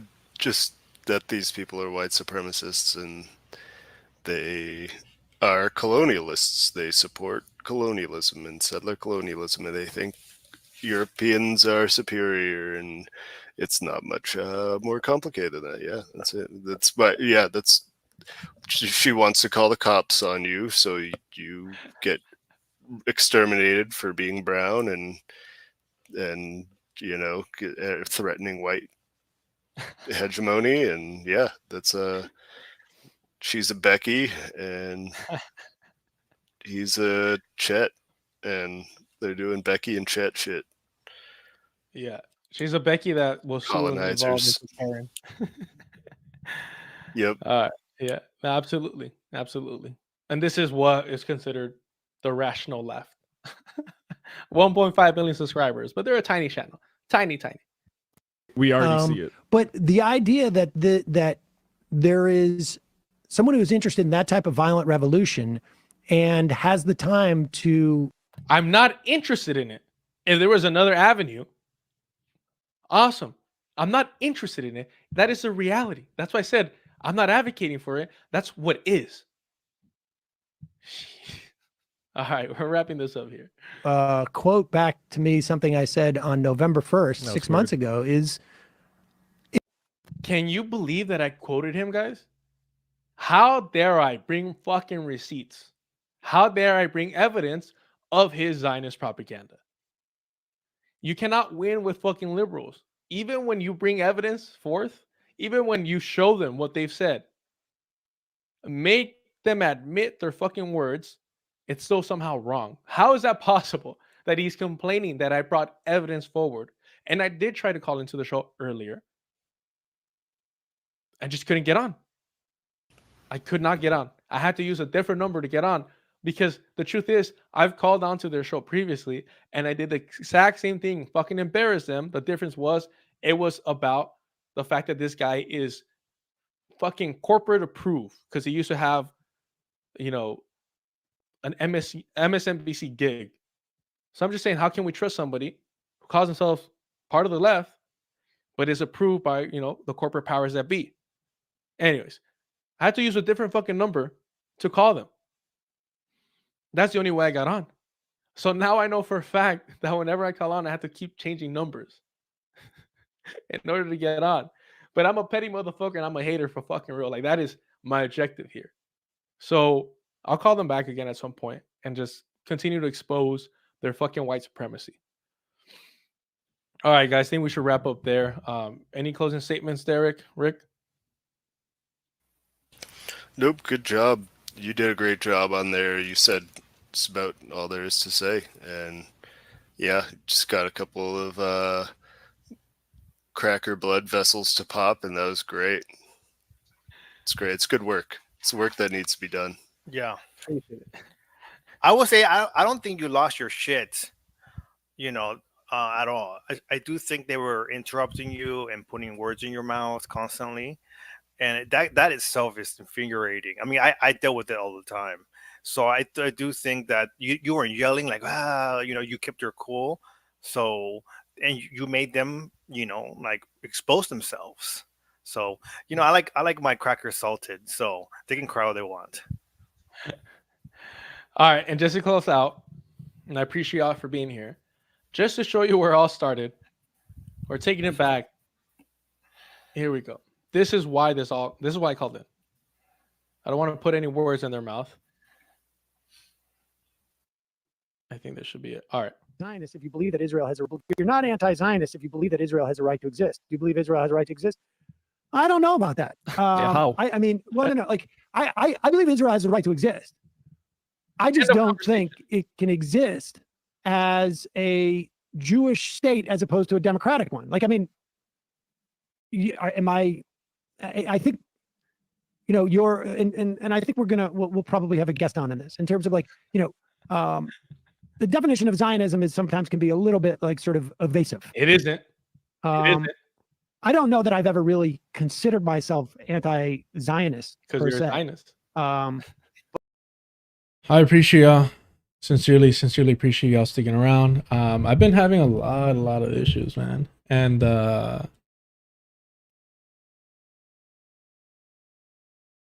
I've not been able to really eat lately. I have no appetite.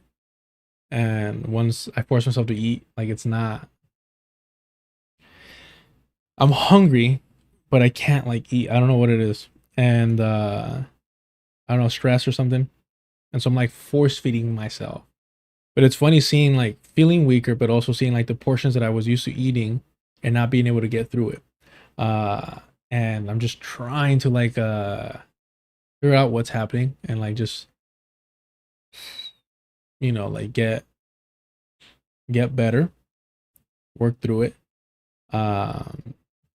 And I'm like, maybe y'all jinx me and I got that bug or something like that, but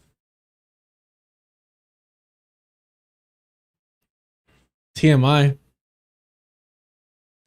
I worked a double yesterday and there was like I wasn't racing to the bathroom or anything like that. So he got the lettuce. I'm saying like is it depression?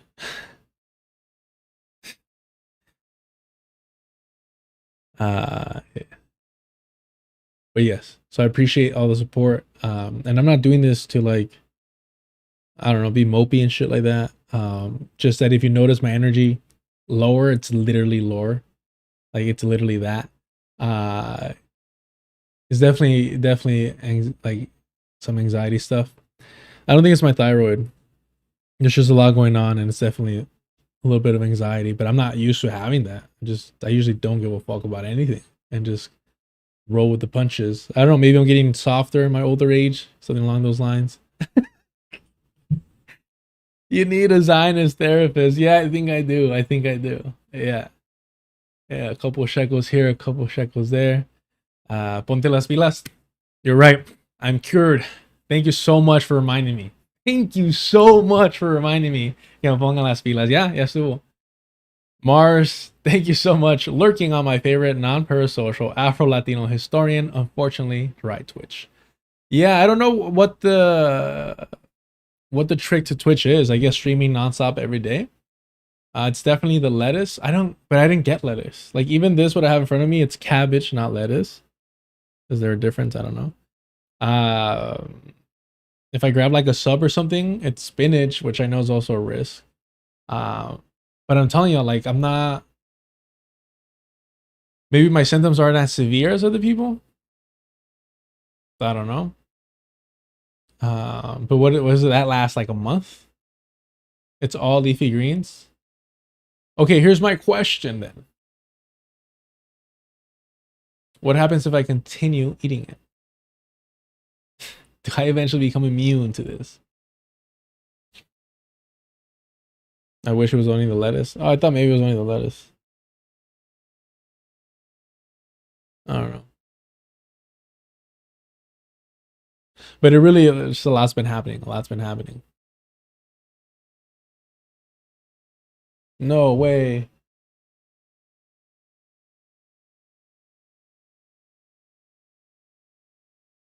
I thought maybe I got bit by a mosquito. I was like, just what I need.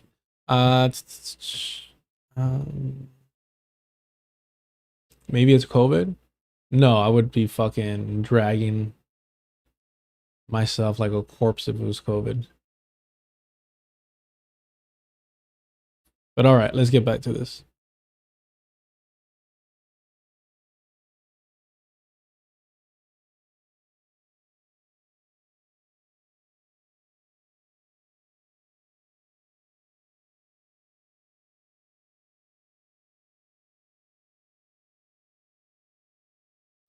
All right.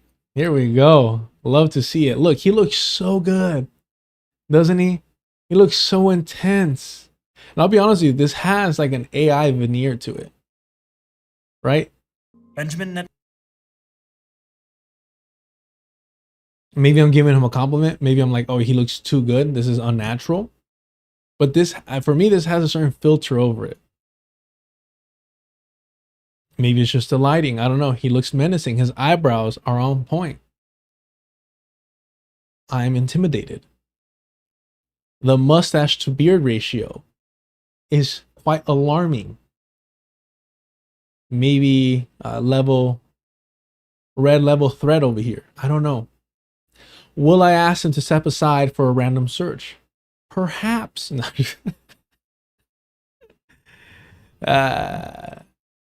No, he looks sharp. Can't, knock the man. That's part of his, the way he gets people's attention. is his good looks. It looks like the Mexican filter. It's not yellow enough. It's not yellow enough. So shout out to Alex Avina for always bringing up the yellow filter for any outrageous reporting in about Mexico. And the real estate on his forehead. Netanyahu is not welcome in New York City, nor is any other war criminal at large. This was a video posted by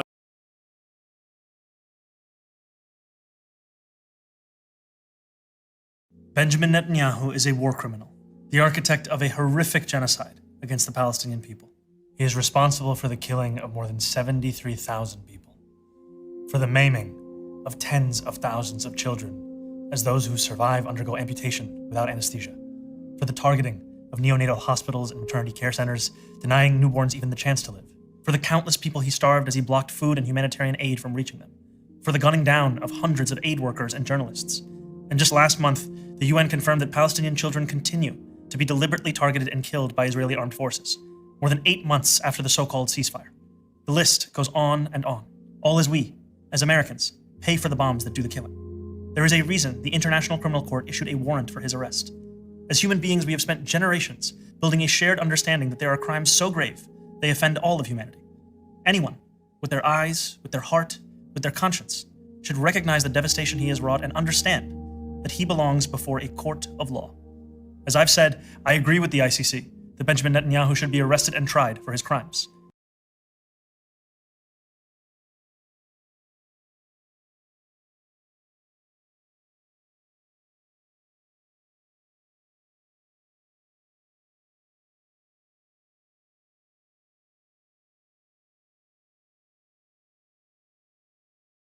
Somebody's got to ask. So then do you agree with the ICC also setting warrants for the leadership of Hamas? The warrant for Hamas military commander Mohammed Daif also alleges crimes against humanity and war crimes, although Israel has said that he was killed in an airstrike in Gaza in July. The chamber found reasonable grounds to believe that Mr. Daif is responsible for the crimes against humanity of murder, extermination, torture, and rape, and other form of sexual violence, as well as the war crimes of murder, cruel treatment, torture, taking hostages, outrages upon personal dignity, and the rape and other form of sexual violence. I just want to know, does Mamdani agree with this? Does Mamdani agree with this as well?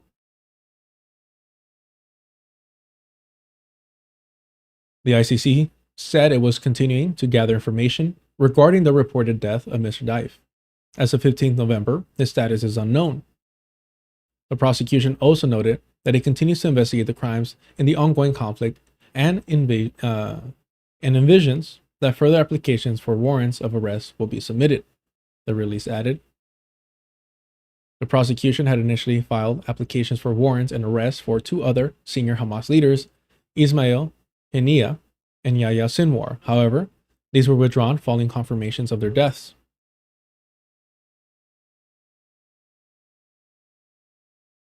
All I want to know is, like, when these people, like Mamdani, we know Norman Finkelstein's position. He's a hypercritical Zionist. When you bring up international law, do you recognize or do you acknowledge, do you dispute, do you denounce, in this case, their warrant against the leadership of Hamas? I don't think it's a difficult question. And it's why I don't like, using this international law nonsense. It is absolutely in favor of the colonizer, of the world powers, of Western powers. And it's just so exhausting to remain in this kind of internal loop that just never stops with the nonsense about international law. It doesn't justify anything that Hamas did. I would love to see sitting next to Ariel Sharon and Yasser Arafat in the sort of trials against humanity, and they're both sitting there in hellfire, I would love to put Netanyahu and all of the leadership of Hamas.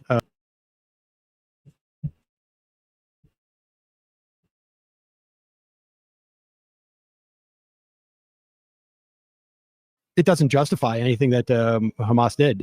You know, I would love to see sitting next to Ariel Sharon and Yasser Arafat in the sort of trials against humanity, and they're both sitting there in hellfire. I would love to put Netanyahu and all of the leadership of Hamas. All the leadership of Hamas. But okay. As I've said, I agree with the ICC that Benjamin Netanyahu should be arrested and tried for his crimes, as I do for anyone else charged by the ICC. My administration has reviewed every avenue available under applicable law to determine whether New York City could execute the International Criminal Court's arrest warrant. Yes, he does look tiny. Yes, he looks small. I don't know why. I don't know how they arranged it, but he does look pretty small.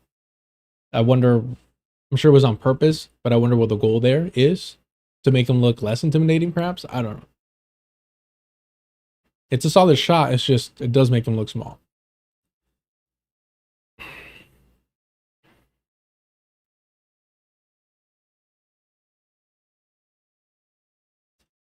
Mamdani knew from the jump that he was not going to be able to arrest Benjamin Netanyahu. He knew this. And that's why he kept saying that he will use, you know, that he would apply the law to the furthest extent.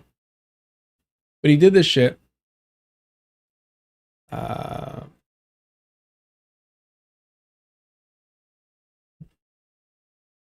Fox News. And of course, now, because of this last video, it's going to be a little harder to find. Here it is. As former hostages celebrate being home, Israel, who run City, exclusive interview. Candidate for mayor of New York City, you're coming up tomorrow night. Policy as well. So I want to get to all the policy issues in New York, but I wanted to ask you this first. If you are asked tomorrow night, if you give credit to President Trump for the ceasefire between Israel and Hamas and the do not care. Hold on. Proves to be something that is Israel and the United States for the response to the slaughter, and at times you have issue. Right now, you just talked about Israelis killing some Palestinians, but Hamas is killing Palestinians within Gaza, and they have not returned the bodies at Nutra, whose families we have. I think those are with critique. I believe that Hamas should lay in beyond the question. Thought on that. You have said that you would arrest Netanyahu if he came to the United States. You've been very outspoken in your criticism of him. Do you stand by that? You would arrest him if he came here if you were mayor? I've said that this is a city that believes in international law, and this is a city that wants to uplift and uphold those beliefs.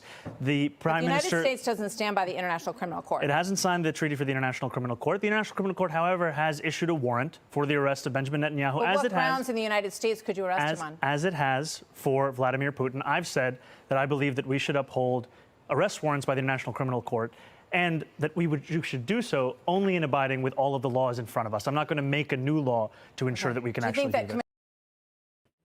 So that's him saying it was just for the campaign.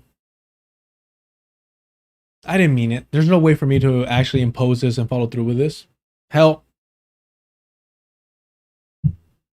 it's going to be more likely that Jessica Tisch throws a fucking parade for Benjamin Netanyahu than it is for Mamdani over here to arrest him. Like, in terms of like what is most likely to happen, that's just the reality. That is a simple reality. It's fucking, it's pathetic. It's pathetic. If Benjamin Netanyahu came here, it is clear that we do not have the independent legal authority to enforce this warrant available under applicable law to determine whether New York City could execute the International Criminal Court's arrest warrant if Benjamin Netanyahu came here. It is clear that we do not have the independent legal authority to enforce this warrant. The federal government, however, does, and I call on them to join the ICC and execute this warrant. And I want to be equally clear. Benjamin Netanyahu is not welcome in New York City, nor is any other war criminal at large. While we cannot end the genocide on our own, We can decide whether our silence will become another weapon, and we can examine every tool we have to defend the humanity and dignity of all people. That is my commitment to you. Of all. And again, does the old people.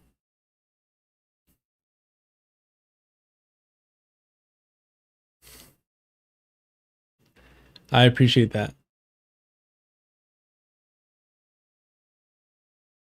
Thank you so much, Beats.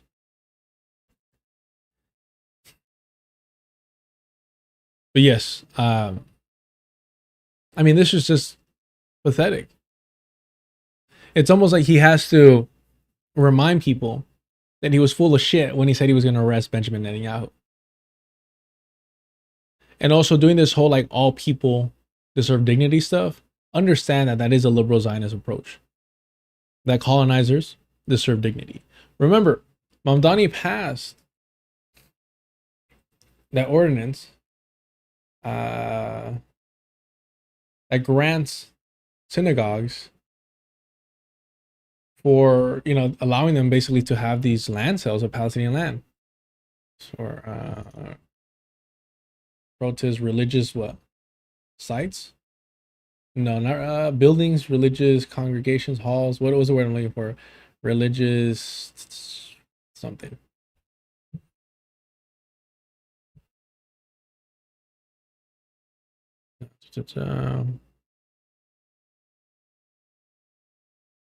He did veto the school protest buffer zone bill, but not for religious institutions. From our favorite, The Times of Israel, New York State passes buffer zone bill to protect houses of worship. Leading Jewish groups hail divisive new law establishing 50-foot protected areas around religious sites, following series of vitriolic protests outside of NYC synagogues. So yeah, just keep that in mind. Just an absolute disgusting individual. And a little reminder from July 2022. We mourn the loss of Sergeant Angel Rappersad, an Ozone Park native who was killed at a military base in Jordan while serving our country. Sergeant Rappersad, courage, sacrifice will be remembered not just in Queens but across all 5 boroughs. My deepest condolences are with her family, loved ones, and all those grieving this profound loss. For so many New Yorkers, wars overseas are never distant. They are felt at home. The sacrifice made by service members and their families are a constant reminder of this. We are forever grateful for their service and will work every day to honor it. What was, what were they doing? What were they doing in Jordan, of all places? What were they doing? That should be the real question. Like, hey, wait a minute, what's going on here? But of course it isn't.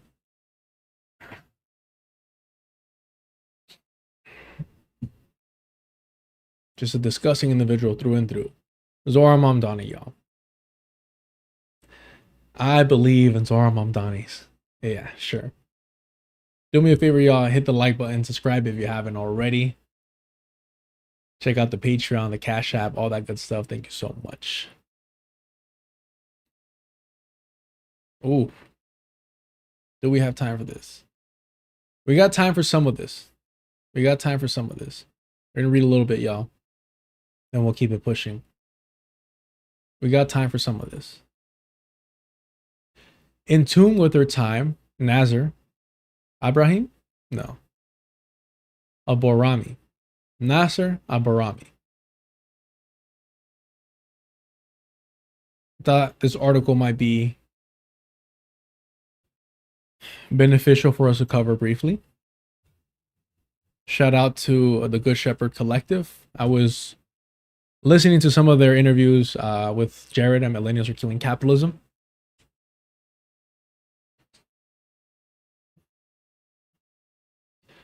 Should we just start? Do we read the quotes or no? Let's read the quotes. It's Fanon. This threatening atmosphere of violence and missiles in no way frighten or disorients the colonized. We have seen that their entire recent history has prepared them to understand the situation between colonial violence and the insidious violence in which the modern world is steeped. There is a kind of complicit correlation, a homogeneity. The colonized have adapted to this atmosphere. For once, they are in tune with their time. Fanon, Richard of the Earth, 1961. There will be time to bury the dead. There will be time for weaponry, and there will be time to pass the time as we please. That this heroism may go on. Because now we are the masters of time. Mohammed Darwish, Memory for Forgetfulness, 1982.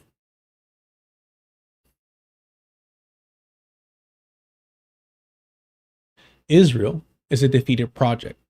I don't mean this as a moral indictment. I take it to be, at this stage, quite simply, a historical fact.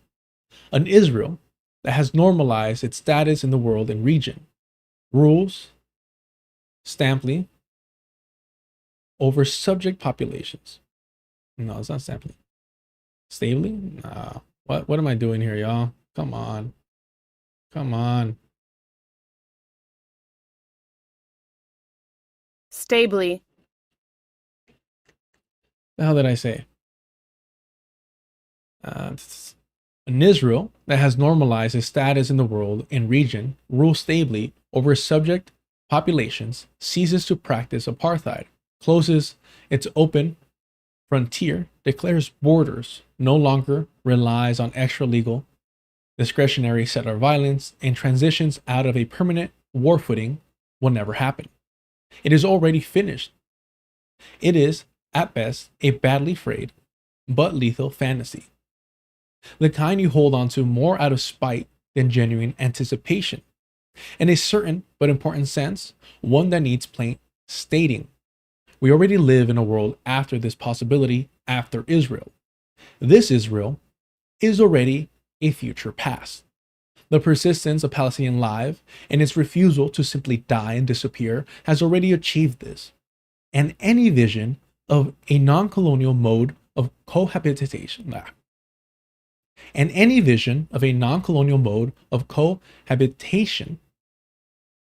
in historic Palestine must begin with this recognition. What we are living through today is Zionism's endgame.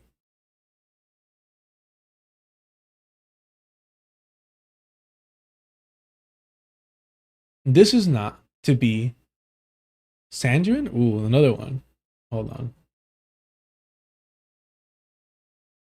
Sanguine. Sanguine is an adjective that describes someone who is cheerfully optimistic, hopeful, or confident, especially in a difficult or uncertain situation.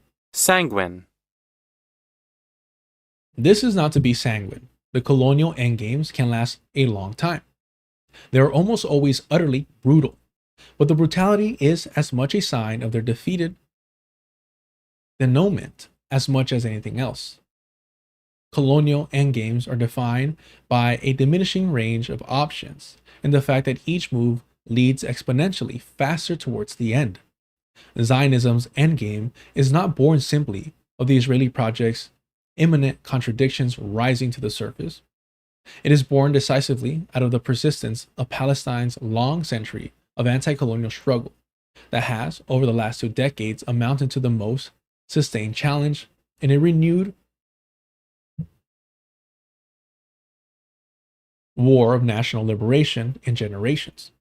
About this, we should be clear and unapologetic. The Palestinian War of National Liberation is posing an intractable challenge to the colonial order.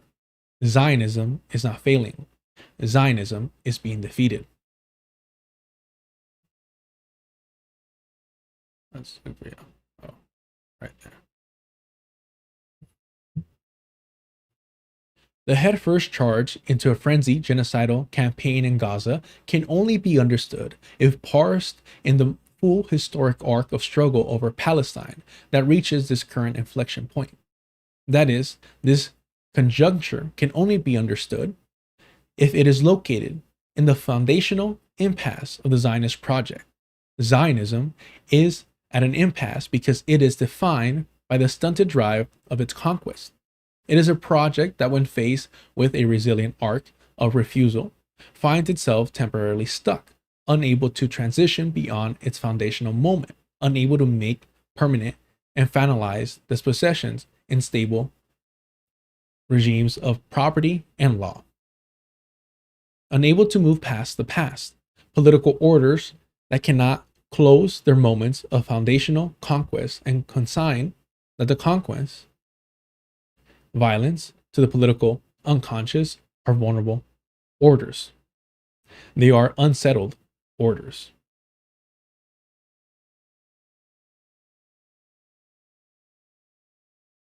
Okay, one sec here. How are y'all feeling about this article?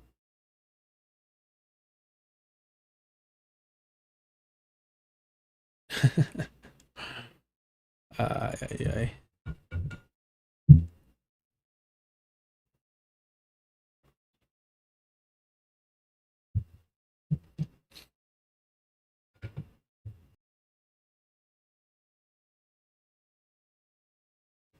Zionism's entire purpose, its raison d'etre.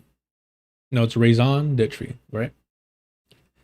Zionism's entire purpose, its raison d'etre, has always been the establishment of a racially pure, majoritarian Jewish state in Palestine, and yet it finds itself today governing and ruling over 7 million native Palestinians, subjects, over half of the population it controls.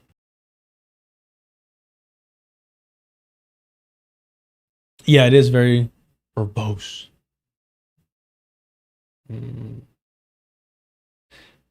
That it has no intent or ability of ever absorbing as members of its national body politic.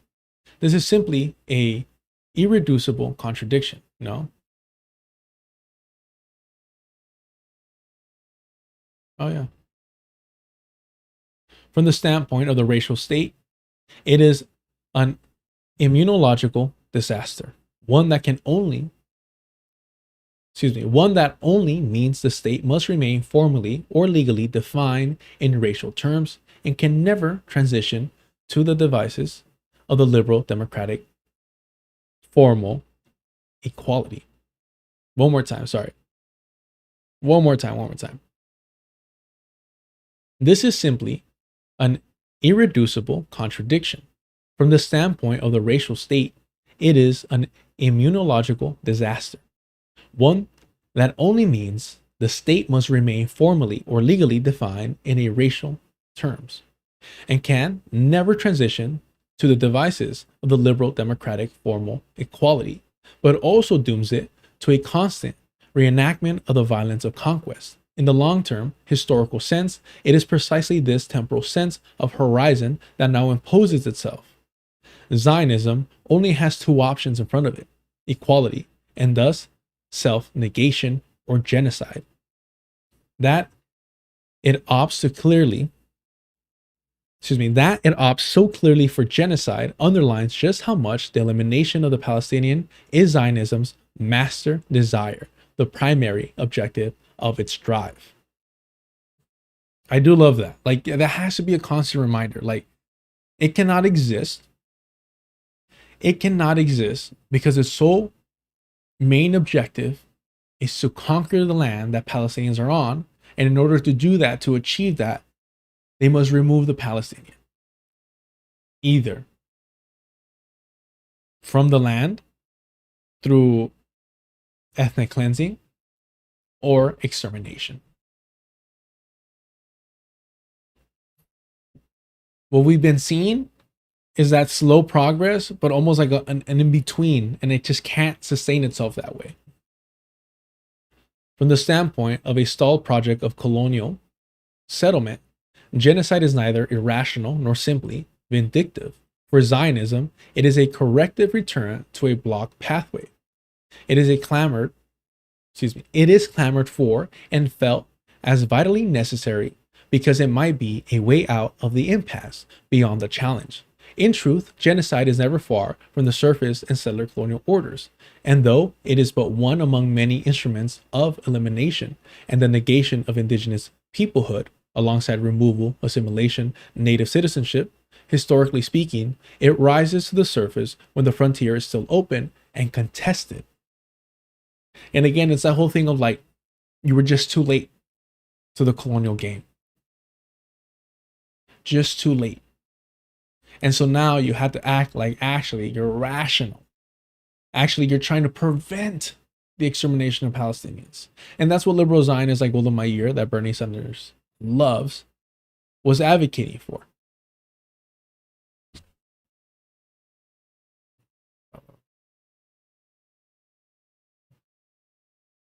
In Palestine, genocide, understood even within the narrow confines of the UN Convention, not as the mass killing of individuals, which is a rare case, but as the intentional destruction of a people's capacity to exist, has always been the condition of possibility for political Zionism.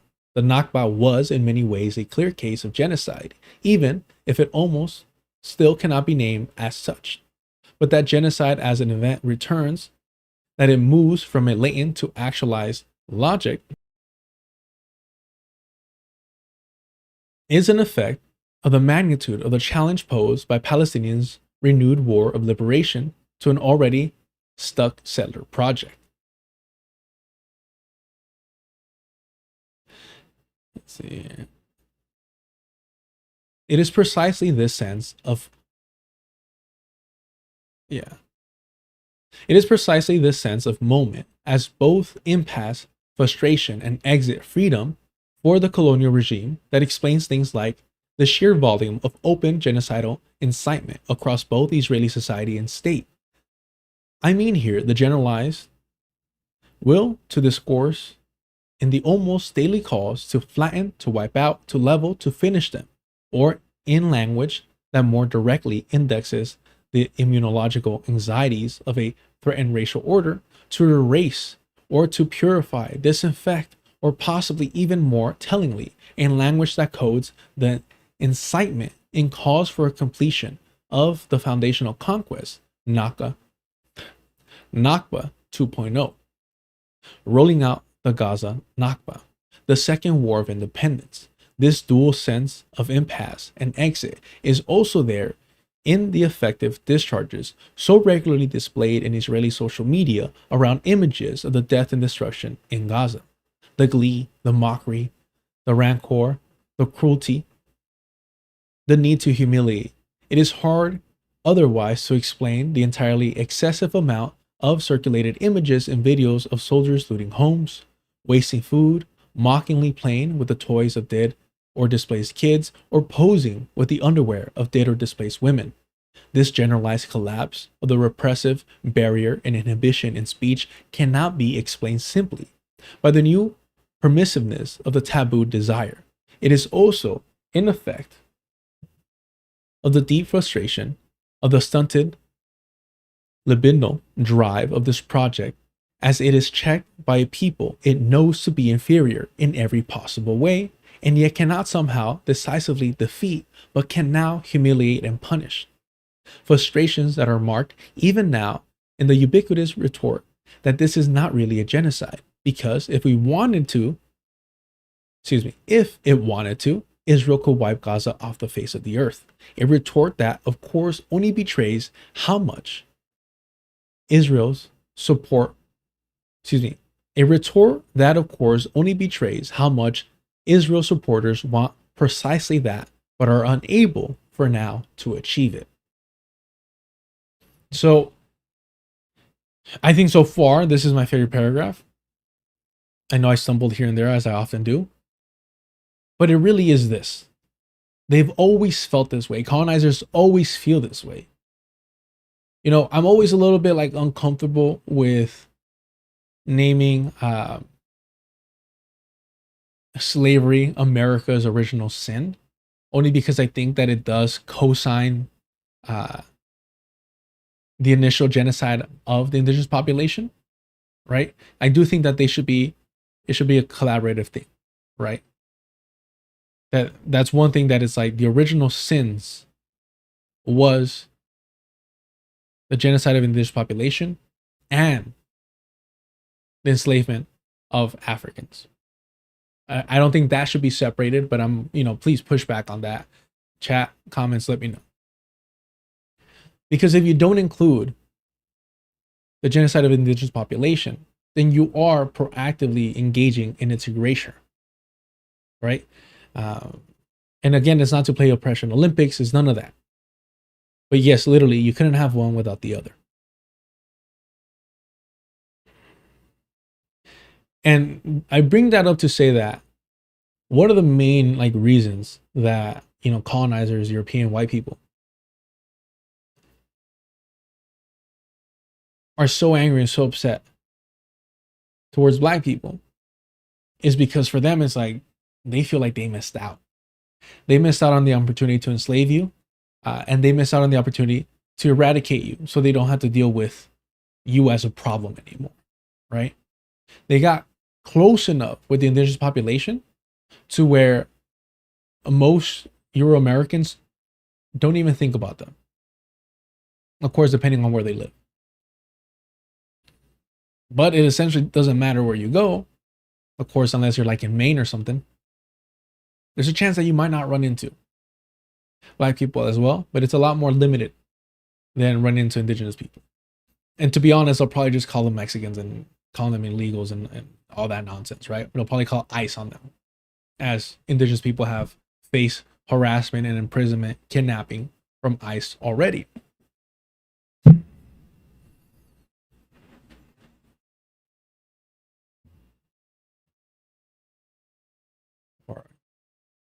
So I think a lot of that is just this constant resentment that is being described here of we should have gotten rid of you when we had the chance. I think there's a lot of that. This mixture of frustration and freedom is also the only way to understand the nature of the total, obliterating, and frenzied violence that has been meted out to Gaza. Violence that is often called indiscriminate, but is actually targeted and intentional and aimed not only at widespread destruction, but at the very basis of collective habitable life. Violence that includes the imposition of total siege, the active engineering of conditions of starvation and epidemic disease, and mass summary executions. How else can one understand the obliteration of most of Gaza's housing and the demolition of entire residential blocks by the Army's engineering corps after fighting, or the hundreds of 2,000-pound bombs? Let me make sure it's good for you. Yeah. Or the hundreds of 2,000-pound bombs, some of the largest conventional munitions on Earth that kill or destroy everything within hundreds of feet, dropped not just on densely populated neighborhoods, but on those neighborhoods designated as safe zones, or the systematic devastation of the entire public health system in Gaza, with almost every single hospital being besieged, invaded, or bombed multiple times, and with 2 hospitals, including Shifa, the largest on the Strip, effectively turned into death camps, or over 80 attacks on aid distribution, or the wholesale erasure of the universities, municipalities, libraries, and archives, or the systematic targeting of Gaza's professional classes, its doctors, medical practitioners, journalists, academics, and poets and writers. Gaza City, Palestine's last remaining coastal city and the hub of the Strip's life-supporting infrastructure, has been all but destroyed. This active production of the uninhabitable, this will to rubble, cannot be explained simply as momentary bloodlust or vengeance.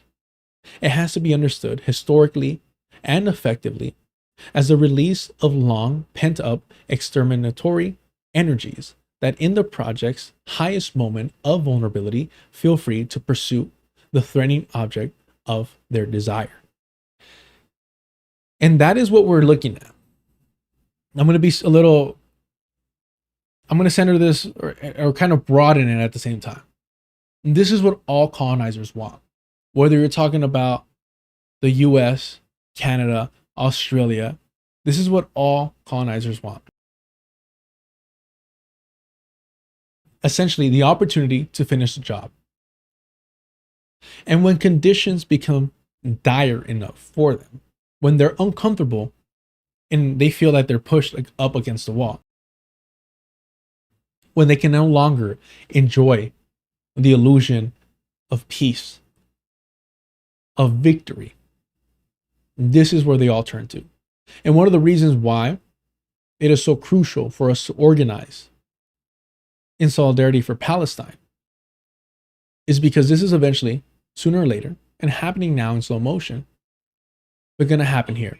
And I'm talking about the unfiltered, right, description that is being placed here. That's the thing that we have to consider. That's the thing that we have to truly fear and internalize. That this is going to happen here when things get bad enough.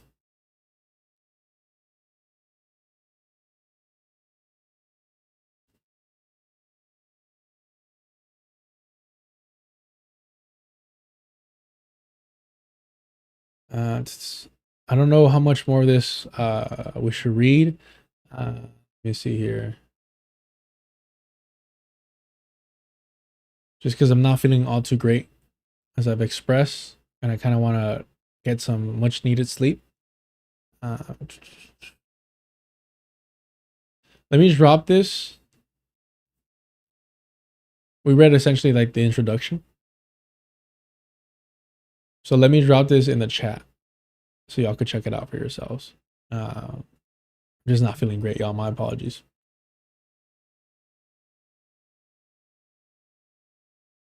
Go ahead and check this out. Read it at your leisure. And do me a favor, hit the like button, subscribe, support the channel. All right. All that good stuff. Yeah, I'm leaving it as homework, of course. Yeah, my apologies. I'm just...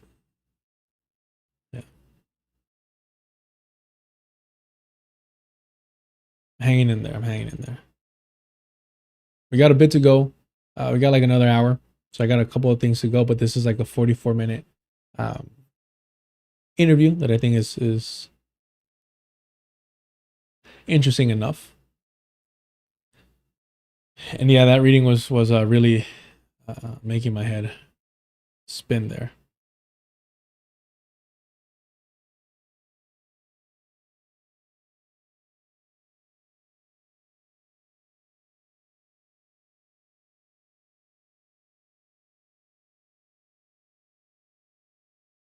Side note, how's the time working for y'all? Because unfortunately, moving the streams to Thursday, Friday, and Saturday means that Thursday, I can't stream until 5 p.m. to be comfortable. So that I'm not rushing and like later than what I normally am. It will be 5 p.m. West Coast time. I know that means that's probably going to be like 8 p.m. East Coast. So my apologies there. I got to move things around at some point, but that's going to be it for at least, August. For August, it'll definitely be streaming Thursdays at 5 p.m. Fridays, I'll be able to stream a little earlier. And then Saturdays, I'll be able to stream earlier as well without stepping on the unofficial book club there.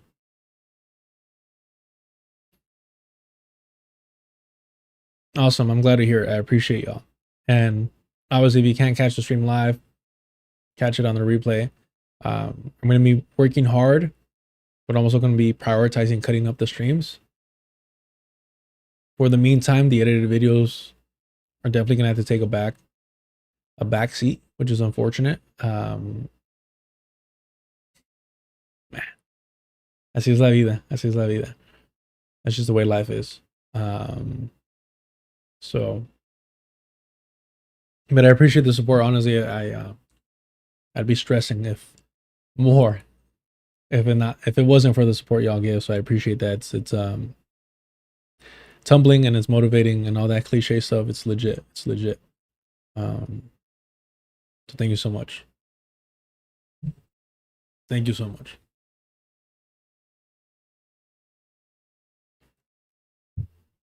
I just wish I wasn't feeling like shit through all these changes. That's my only thing. All right. Let's get to this. All right, guys, we are now joined in studio by Representative Adam Smith. He is a Democrat. He is from Washington. He is a top Democrat, in fact, on the House Armed Services Committee. And your team actually reached out saying you wanted to have a conversation about the future of the Democratic Party and your ideas therein. So very excited to have that convo. Welcome. Yeah. How's the speed of this? Where am I at with the speed? It's only 1.25. That sounded a little fast, but it might just be the introduction here.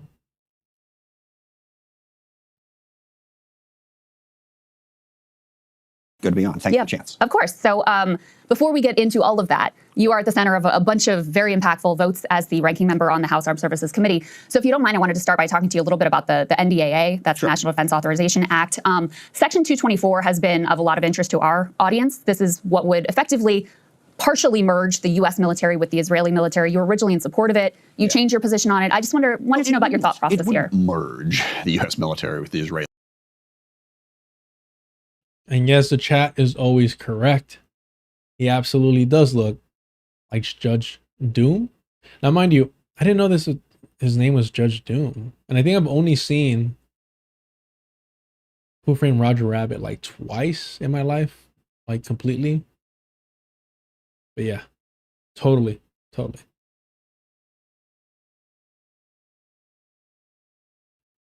It's a little fast. Yeah, I think you're right.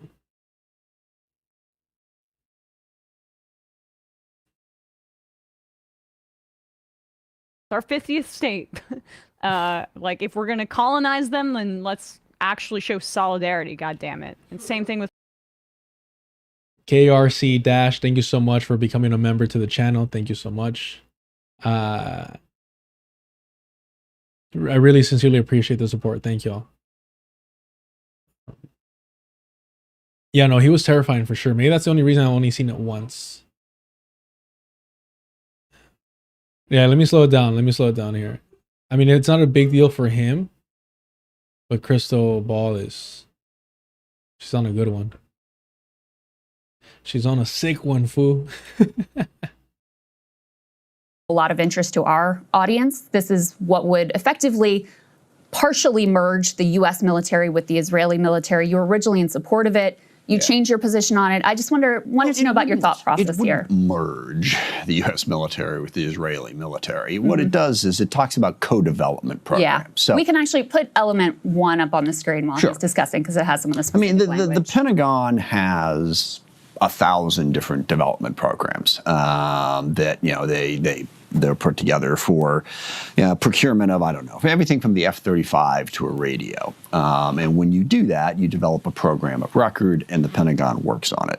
We have, over the course of the last decade, had 3 programs that we co-developed with the Israeli military around drones, around missile defense, counter drones. And so the point of those programs was for the two militaries to work together to develop them. Okay. Now, neither controls the other in terms of how they use them. So those were just co-development programs. And this section 224, when it came up in the committee, said, let's have one person overlook all 3 of those programs, and let's explore the possibility of more co-development programs. So again, he's trying to downplay it immediately. This is not a merge.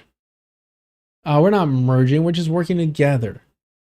And what everyone does with their own drones and how they go about their own business is their problem, is their issue. It doesn't represent a united front, despite us working together consistently and sharing all kinds of information, strategies. You know, we're not collaborating. We're just jamming out together. It's what it is. You know, we're just a jam band. We don't really practice too much. We just get together and just let the music carry us. Like, the way that he's trying to like just downplay this shit is very patronizing. And I do think that, well, Crystal Ball's style is not my favorite. Because 1, I don't think she's genuine. But 2, like, you'll see it here. I think he does a great job playing it up to make it seem like she's not giving him a fair chance to answer. And we saw this happen as well when they were interviewing what was her name that she was like in the CIA? Democratic politician, former CIA. Who was she? Slotkin. Right? Slotkin? Yeah. When she was interviewing Slotkin, you saw some of that as well, where it was kind of like, how can you sleep at night? And it's like, I guess it works for, you know, the rat lib that she's representing, that is more invested in being appalled than to actually engage in any meaningful challenge and change to the system, right? Crystal ball is always going to be vote blue no matter who. That's just a given.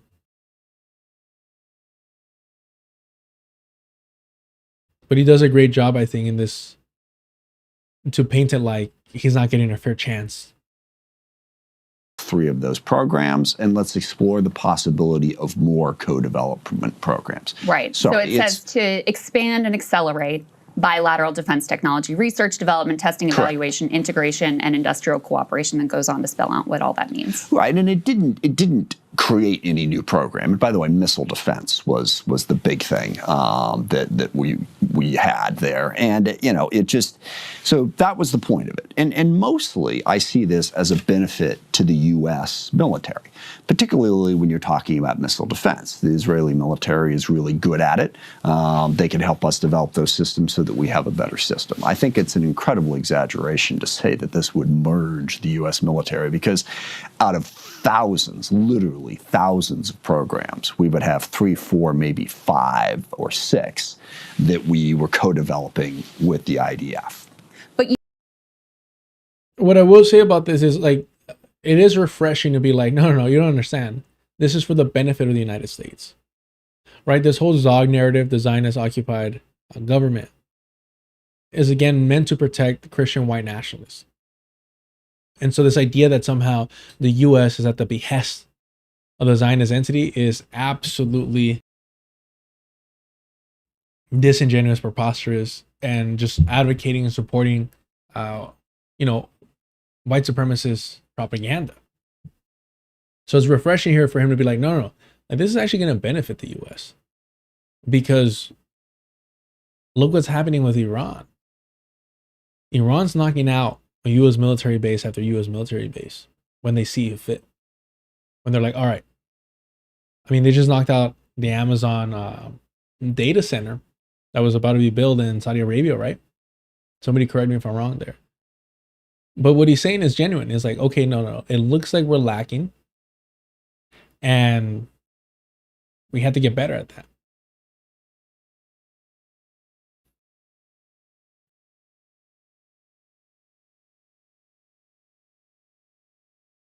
All right. Let's get back to this.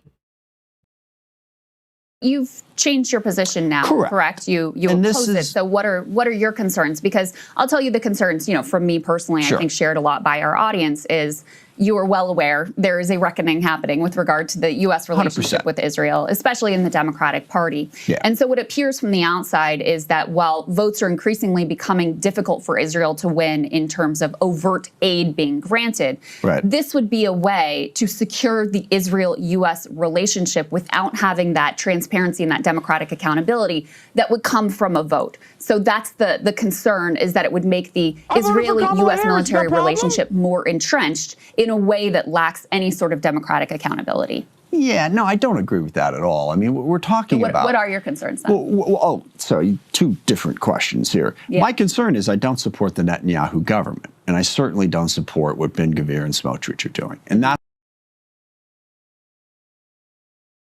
Of course not. What kind of inhuman would support Benjamin Netanyahu and ilk that he associates with? Access Audio, thank you so much for the super chat. The best thing about mergers is that they have a 100% failure rate.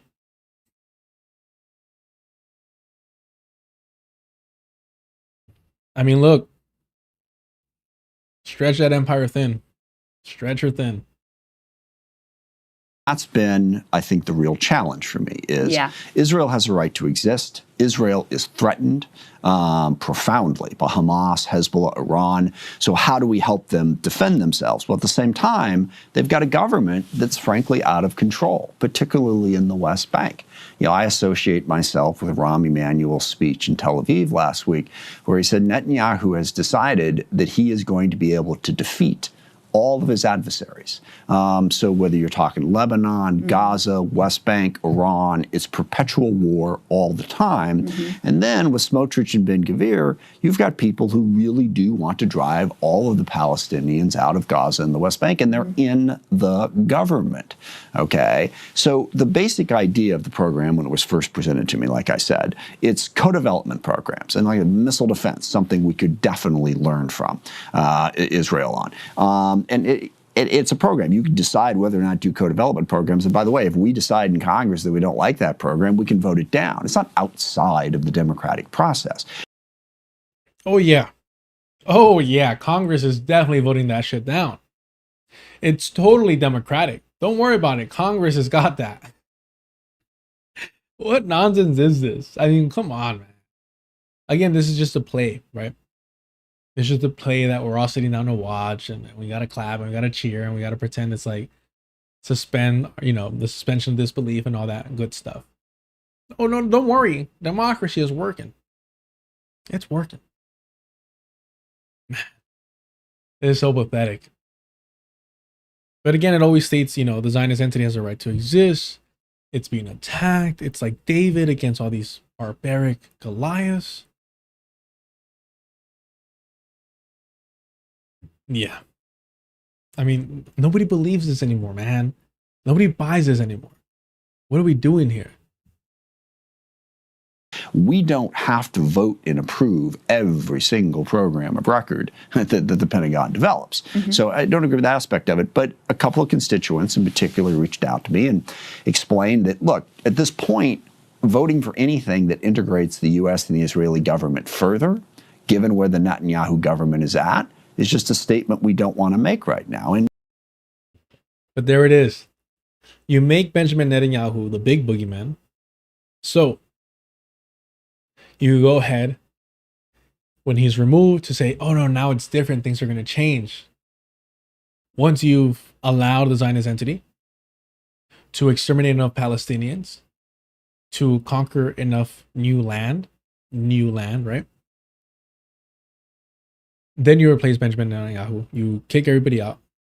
That poses a threat to the continued stability of the Zionist project. You bring in a new cohort, and it's all good. And then you could truly come together.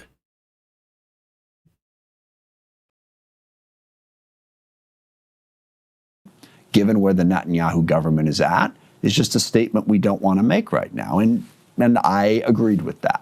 And that's what caused me to change my mind on that particular issue. So you've said you would vote against that on the House floor. I would vote to remove it from the bill, yes. So you are ranking member, House Armed Services. That makes you one of the four most important people in D.C. in terms of what ends up in the NDAA. And for our audience, except for the fact that I'm in the minority. You're in the minority, of course. And I don't control what the majority does by any stretch of the imagination. But what I want to Perfect for a Democrat to be like, whoa, just to be clear, I'm just a teeny weeny itty bitty Democrat. I can't dictate anything. I can't do anything. I barely know how to talk. I barely know this language. I was just born yesterday. I have a Benjamin Button disease where, I'm actually a toddler right now. Ben Affleck was making, Brad Pitt, was making a documentary about this man, a biopic about this man. So he's just a helpless creature. He just can't do anything. Don't worry. He'll let us know how, even if he could, he won't. Sure. Yeah, yes. what the majority does by any stretch of the imagination. Yeah. But what I wanted to know is if you would use that position when it comes to conference, which is when and this is for our audience, I know obviously you know this, when the Senate version is merged with the House version and any difference are reconciled. I will advocate for the removal of that provision. And if it's not removed, will you refuse to sign off on the conference report? Can we get a guest chat? Can we get it after he did the whole I'm a baby, I'm innocent, I'm helpless, we're in the minority, can't even legally drink? What is the answer to this? What are we doing here? What do you think, chat?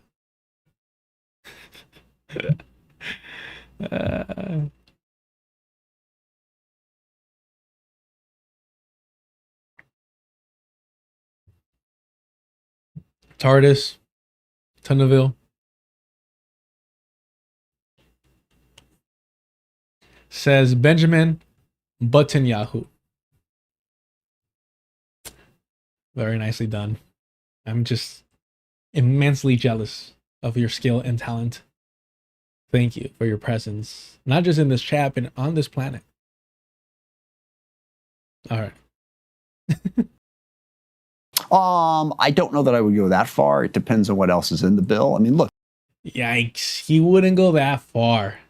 Mind you, in the minority. In the minority. And is being asked, would you still vote for it? Would you deny voting for it? Like, well, I don't know. I might just be a baby, but asking me not to vote for it, that's a bit of a stretch there. That's a little too much now. But don't worry. I'm going to tell you that this makes me unhappy. Look, the bill itself has the massive problem that it's continuing to fund the war in Iran, which is an utter disaster. So I am probably not going to vote, well, almost certainly not going to vote for the bill as it comes off the House floor now, just in and of itself, regardless of that particular section. Just because of that one section, I don't know that I would vote against the entire bill. Well, and that was actually the other thing I wanted to ask you about is why are Democrats considering supporting an NDAA at all while Trump is prosecuting a disastrous, illegal, unconstitutional war, which to your credit, you've been very vocally outspoken against? Yeah, well, there's a couple of layers to that. First of all, and this is where we get into some of those divisions within the Democratic Party. I believe that we do need to have a Department of Defense. We need to support our troops. We have national security threats that we have to be prepared to deal with. All right, so... Do people disagree with that? Well, there are some. Look, the Democratic Socialists of America, in their platform, is defund the Department of Defense. Chad, is this true? Is this true? Is Black Red Guard in the true Vanguard Party? DSA platform? Defund National Security? Oh, the Defense Department, sorry. The Department of Defense. Do we have to put some respect on the DSA's name?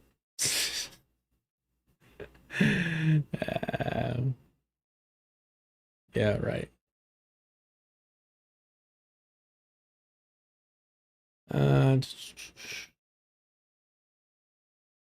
But this is abolition working group, so it's not gonna be this. Let's search. Let's find this. Come on. Come on now.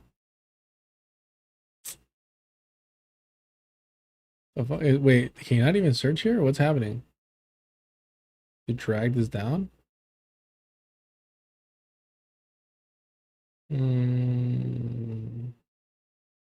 go to the store. No. I guess this, I don't know.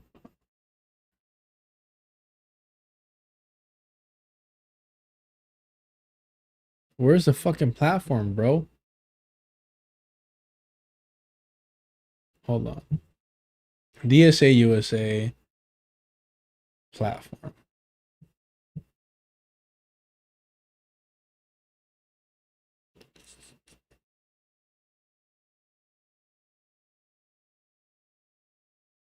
Are you guys? Our program, Let's find the fence department. We just got two.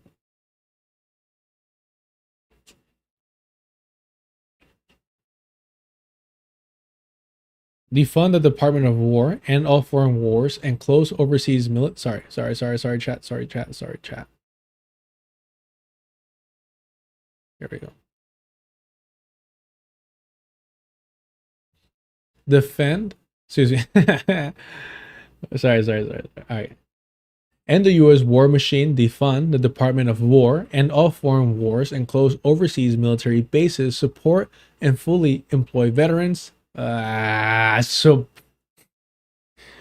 Okay. And immunity for U.S. war criminals and support the International Criminal Court's mandate to prosecute war crimes. My question is, was this updated to the Department of War? Or was this still here when it was the Department of Defense? I want to know that so bad. I wouldn't know. But here's the big contradiction. Support and fully employ veterans. How are you going to be advocating for that when you're literally saying that you want to mandate the prosecution of war criminals? Who do you think was committing the crimes, bro? Oh, they were just following orders. So logically, they could take your order at the register. It'll work out just fine. Come on now. And by the way, I despise like an absolute fucking hatred when they go out of their way to make this like a website look like it was like made from some like the community. Like, oops. Oh, this is so grassroots that even the symbol here, the X out symbol, can't even be a perfect circle. Oh, somebody messed up. Somebody messed up. And I know it's, and I know. It's just the way I am. It's just the way that I am. I can't help it.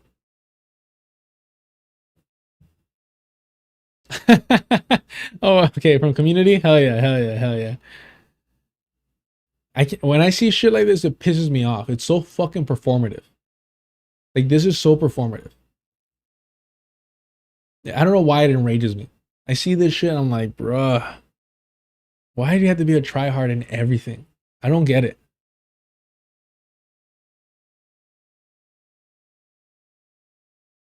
Yeah. All right. Yeah, looks like they're hella radical. And yes, you're absolutely right.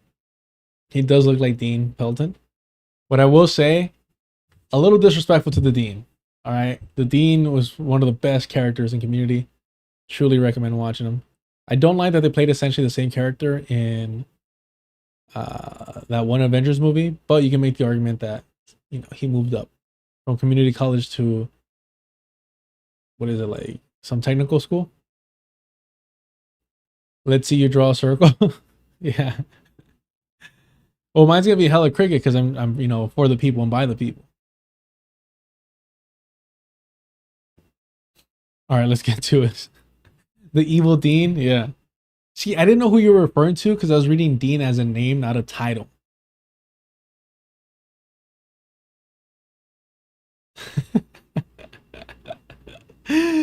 Just, it's a computer. It makes a perfect circle, all right?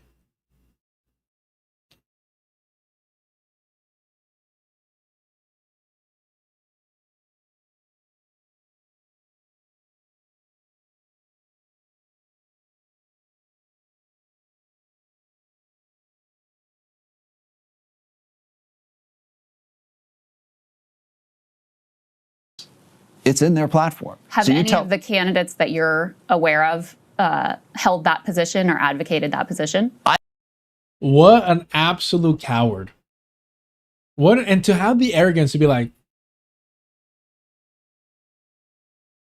have any of the candidates that you know of advocated or ran on that position? What an absolute fucking coward, bro. Look, I didn't know that that was part of the DSA's platform. I think it's rubbish. I think it's a lie. I think it's fugazi, all right?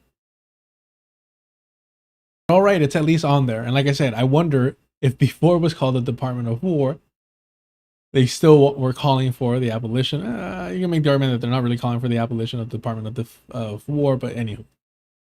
If they were calling for, you know, the same energy towards the Department of Defense. That's my question. I'm sure they did, but I wouldn't know.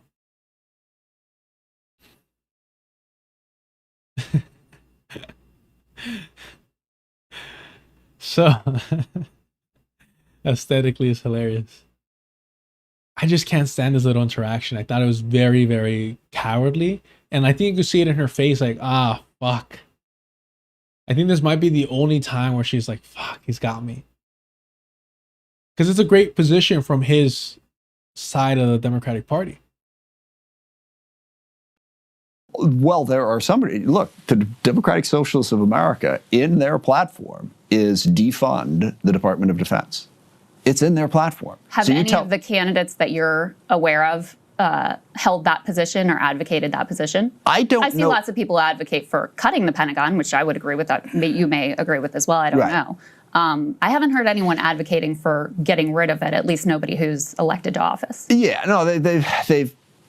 But it's part of the DSA platform, okay, and also a broader. Do you agree with everything, single word of the Democratic Party platform? I do not. Okay. Okay. So yes, but so should you be held to, you know, whatever views are theoretically in some policy? Yes. Yes. Every Democrat should be held to the Democratic platform. Every DSA politician, it's weird because it's not a party, it's an organization, right? Should be held to that platform. And if they're not living up to it, they're failing their organization, or in his sense, his party.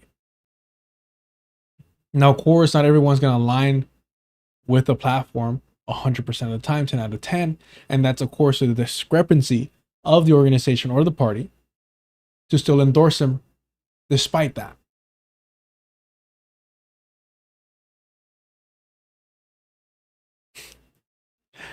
So, well, I think that he thought he had something better, and then she came back fairly quickly with a great example there. Credit to her. I do think that it's kind of bullshit on both sides. One, it's bullshit because, of course, nobody's going to align 100% with the platform. But two, address the larger issue that is part of the platform for the DSA as an organization.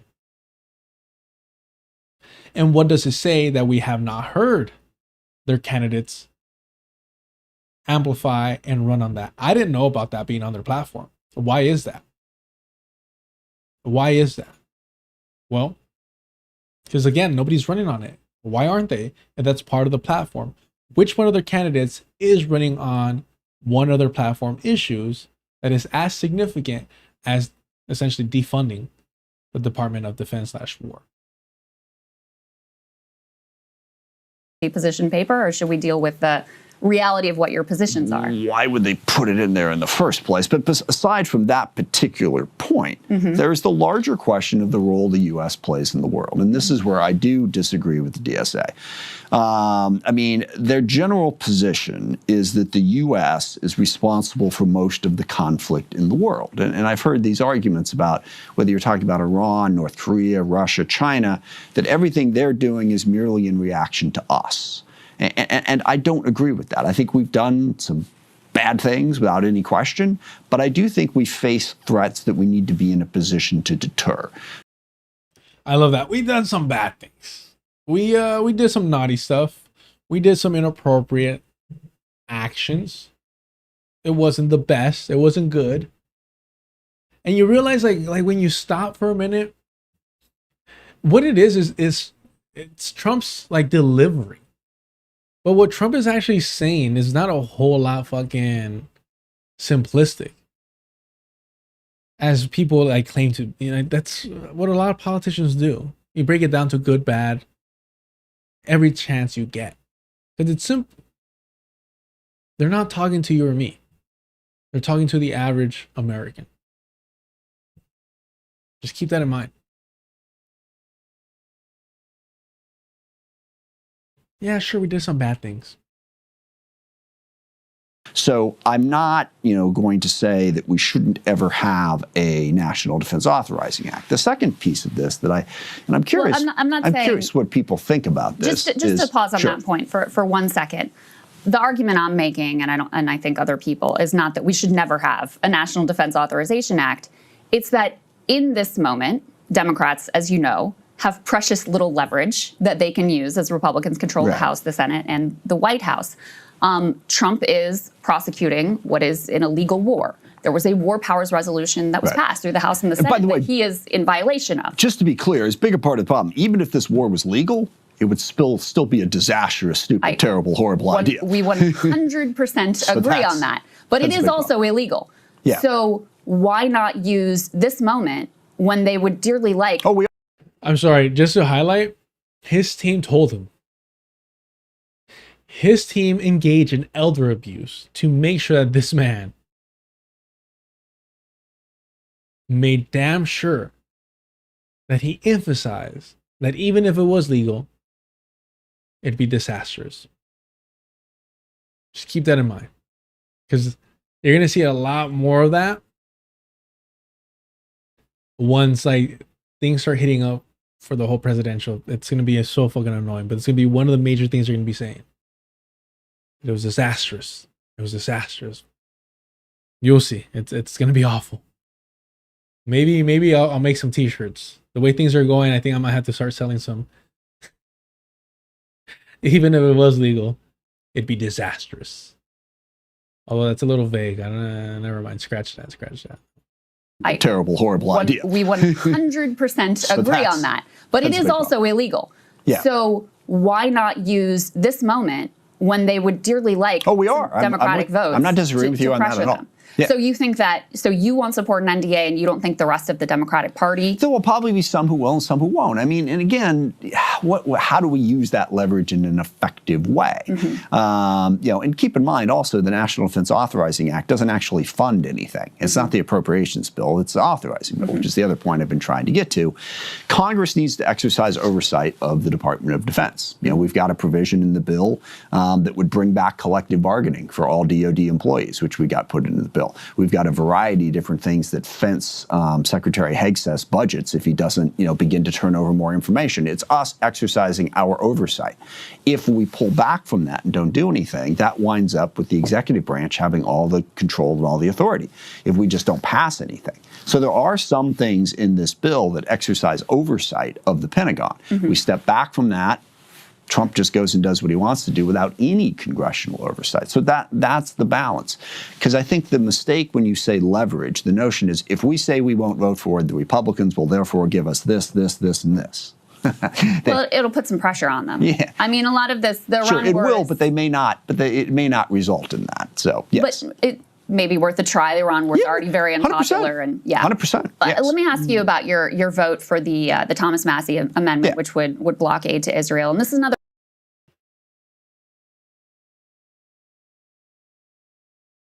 No, well, I think liberals engage on this thing about Department of Defense of still calling things the way that they were prior to Trump changing it.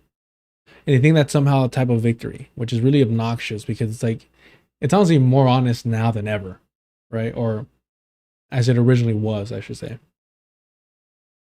Another one where you had told one outlet that you were planning to vote against it, and then you changed your mind and decided to vote for it. You put on a statement saying that you wanted to send a message to Benjamin Netanyahu. I'd love for you. There's actually been a lot of pro-Israel folks who've been attacking you, saying you gave in to pressure tactics, et cetera. I'd love for you to explain in your own words how you came to this place, because I do think your vote and others are quite extraordinary, given where consensus within Washington has been on the relationship with Israel. You had even Nancy Pelosi voting for this amendment yourself, given your position and your track record. You're someone who's been supported by AIPAC. Just take us through This is going to take a minute. That's fine. Take your time. Okay, because the real challenge here is what Israel has historically been. Okay, Israel was historically a. Y'all ready for this? Y'all ready for this history lesson? I'm excited. I'm eager to learn. Please pull out your notepads. There will be a quiz at the end of this. I'm just letting you know. I hate when, people don't give you a heads up of what will or won't be on the test, because then you end up wasting a lot of time. This is a pass-fail situation, and it will affect your GPA. So make sure that you're taking your notes about the history of the Zionist project. And I mean, this guy's lived through it all. He's seen it all. He was there from the beginning till now. So keep in mind. All right, we have an expert here. Let's hear him out. Has historically been, okay? Israel was historically a democratic state in the middle of no democratic states. They were a very strong ally of the U.S. We partnered with them on a variety of things, counterterrorism being the biggest thing during the ISIS fight and elsewhere. So you've got that historical relationship. And then you've got the reality of what Israel is living in. And that is that they are the only, well, except for Ukraine, they're the only country in the world, well, they're the only country in the world that from the day they were founded, people have been trying to eliminate them. I mean, there's no other country in the world that you know, Yemen and Saudi Arabia fought, but the Houthis never said that Saudi Arabia didn't have a right to exist. Okay, very existence wasn't on the line. You know, their existence wasn't on the line. Oh my gosh, where's the violin, yo? Where's the violin? Man. Yeah, literally, right? I know you don't want to talk historically, but there it is. Now, when Israel came into being, from that very moment, they have been attacked constantly. And yeah, it comes down to a fundamental question. Does Israel have a right to exist? Now, I'll tell you, and this is absolutely the DSA position, is that they don't. Okay? Well, let's pause on that. Sorry, I want to get to the DSA, and I don't want to fight you on all of this, but I want you to get to your point. I got to get through this. Yeah. I got to get through this. Okay. I have my spiel, I have my talking points, and I will say, I appreciate this energy to go after the DSA as somehow they're like a legitimate, like party? They're an organization. They're part of the Democratic Party. I think this is all a setup to make the DSA look like a more of a radical organization than what it is. But it literally is impossible for it to be radical because it's within the confines of the Democratic Party.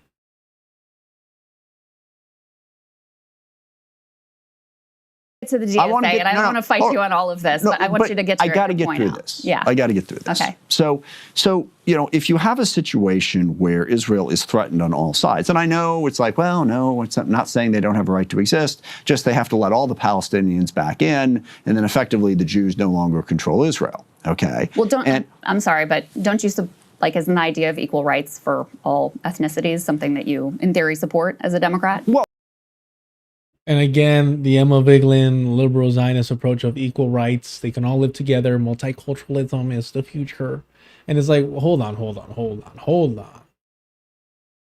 What gives the right to a colonizer to keep the land, the home that they stole? What gives them a right to have representation after trying to eradicate the indigenous population in any political sense? What type of representation do they deserve? I would say none for at least 2 to 3 generations. Right? Political representation.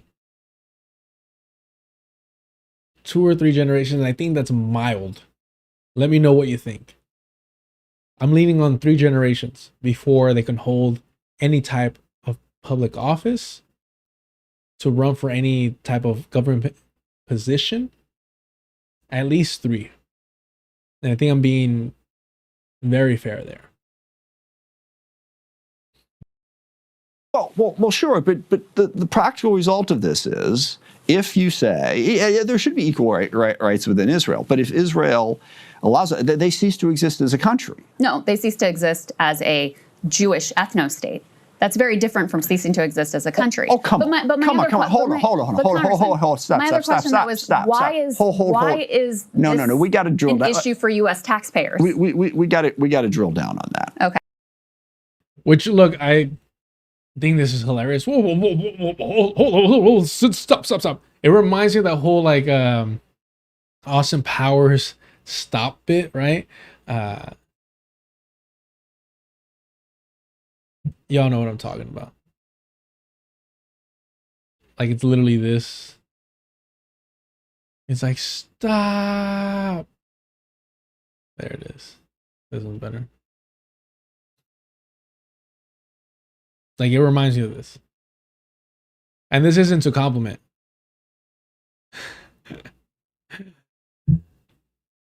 Crystal Boss interview style.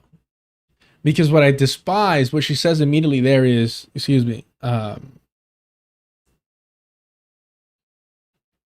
U.S. taxpayer.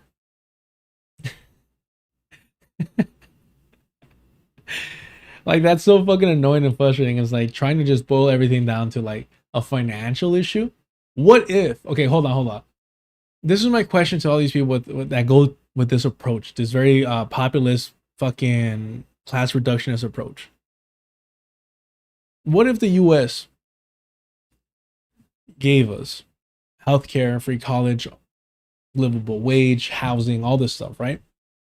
And they're like, hey, turns out that after providing all that, we can still afford to arm the Zionist entity throughout their genocide of Palestinians. You get me? So like for me, it's like really frustrating of like, why would you make that argument?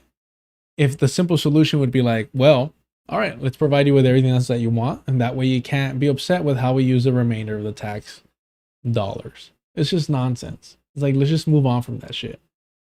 Like, nobody buys that. And I generally think that that's a reactionary, so I should say specifically, a right-wing talking point about tax dollars. Okay. All right. They cease to exist as an ethno state. So basically, Jews would live in Palestine and be governed by the Palestinians, by the Arabs. Okay. And maybe that's just what has to happen in the minds of some people.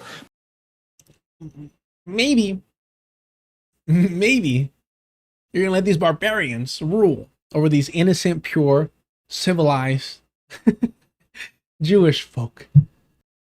But understand the consequences of it. Understand why Israel was created in the first place. So that Israel was created in the first place because Europeans couldn't stop mass murdering European Jews. It happened because of pogroms. That's why. Because y'all didn't like a little competition. That's why.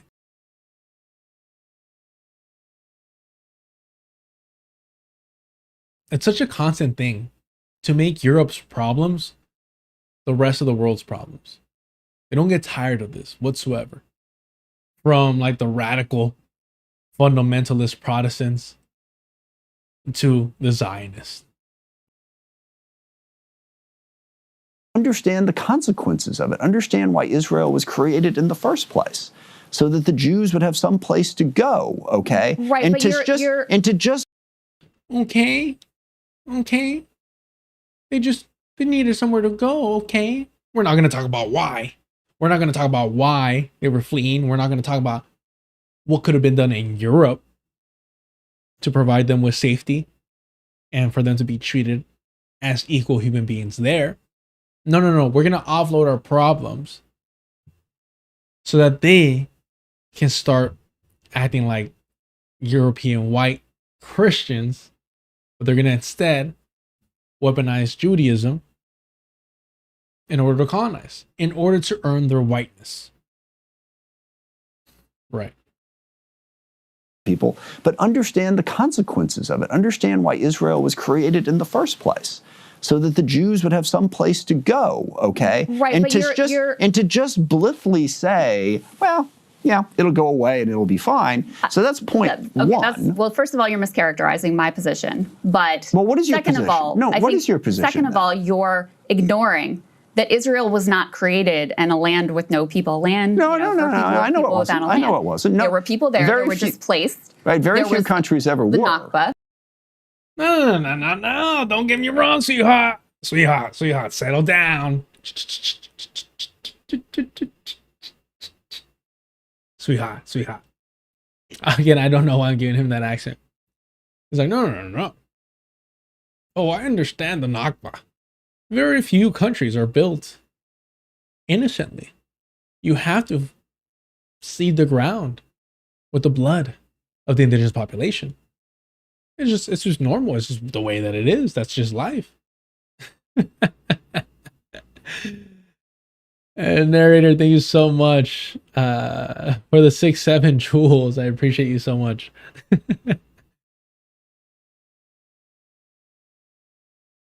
Ignoring that Israel was not created and a land with no people. Land. No. I know it wasn't. I know it wasn't. No, there were people there. They were displaced. Right. Very few countries ever the were. Nakba. Yeah. There is a dispute over land. Yes. And the Israel today, which I think is what you were getting to, is an apartheid ethno-state that, and I don't think you use this language, but that is in the process of committing a genocide. So we can, we can debate the Israel of the past and the various historical interpretations of how we got to this place. But I think you're correct when you say we have to deal with the reality of today. And like a coward liberal Zionist, look, oh my, I cannot help myself. I really can't. I'm sorry, chat. Even when I'm not feeling all that great. Remember, keep in mind, do not let them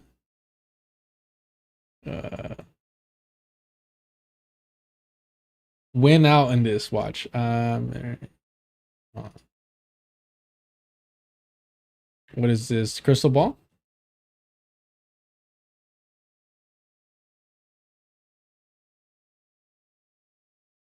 No shot. Hold on. I was gonna just focus on this here. What? This one was at Crystal Ball and Kyle KKK Kalinski's wedding? Oh, that rap latte. Those are some dead espresso shots. Wow. And I forgot who told me that this one was like a lib. But I guess so. But no, this is what I wanted to focus on. Not the Shuan head debacle thing. Marianne Williamson officiated. And then you have these.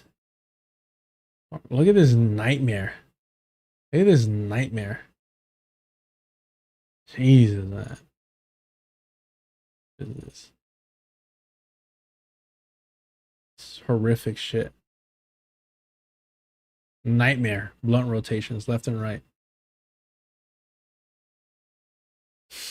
Yeesh. But I bring this up. I bring this up only to remind you that what she just said is the same position that Marianne Williamson takes. America is also a racist state, much like how Talib said that Israel is a racist state. This is something we have to acknowledge about the way these countries were founded, the way that policies continue to, affect people unequally in these states. So I think it was very uncontroversial for her to say that. And I'm glad to hear that, you would welcome her endorsement. Quite frankly, that means a lot. So as I would welcome the endorsement of any progressive who claims to be for the agenda that I put forth. By the way, while I agree with everything that you just said about where Israel is today, I don't think that it's a comparison to the founding because the people who founded Israel did not foresee what is happening there today and intended for this not to be. So, but in terms of where we are now, we are where we are now. And it is absolutely reasonable to protest it. And like you said, 100,000 people in Tel Aviv are protesting it. And that's an important thing. I think one of the problems, to be honest, that has occurred over the last few decades is how the American left separated from the Israeli left, the Israeli Labor Party. That was, there are many leftists in Israel who've, yeah, like I feel like a lot of people, Marianne, don't actually know that you're a Jewish candidate. And I was America. I mean, that's just crazy. So I bring that up because, doesn't it sound just like... I bring that up because doesn't it just sound like Crystal Ball? Like right now? Understand, a Zionist officiated her wedding. But that is in the process of committing a genocide. So we can, we can debate the Israel of the past and the various historical interpretations of how we got to this place. But I think you're correct when you say we have to deal with the reality of today. And, I would argue that it's not just the Netanyahu government. We can certainly argue that point. Yeah. But, we have Jake Sullivan, who just came out and said that he regrets the Biden policy of the bear hug. He thinks they should have done more to restrain Israel. And I'm wondering if you have any regrets, because now you're voting in a somewhat different way, you know, both with the NDAA shift in position, with the Massey Amendment saying, hey, we should block aid. I want to send a message to Netanyahu. At the peak of the Gaza onslaught, you had a complete siege. You had entire neighborhoods that were leveled. They created the largest population of child amputees. Do you have any regrets about your votes during that time period? I don't, because everyone forgets about October 7th. Everyone forgets about what Hamas and Hezbollah. I mean, isn't that so annoying? No one ever talks about October 7th in the media. No one. I don't get why. It's like, I'm pretty sure Palestinians run Hollywood. Definitely media. Definitely mass media. I think Palestinians are running mass media, and they're censoring things that highlight or emphasize the tragic, tragic things that happened on October 7th. That's the only explanation, because I think this gentleman here is correct. They're being silenced, yeah. Won't somebody think of the Jewish folk?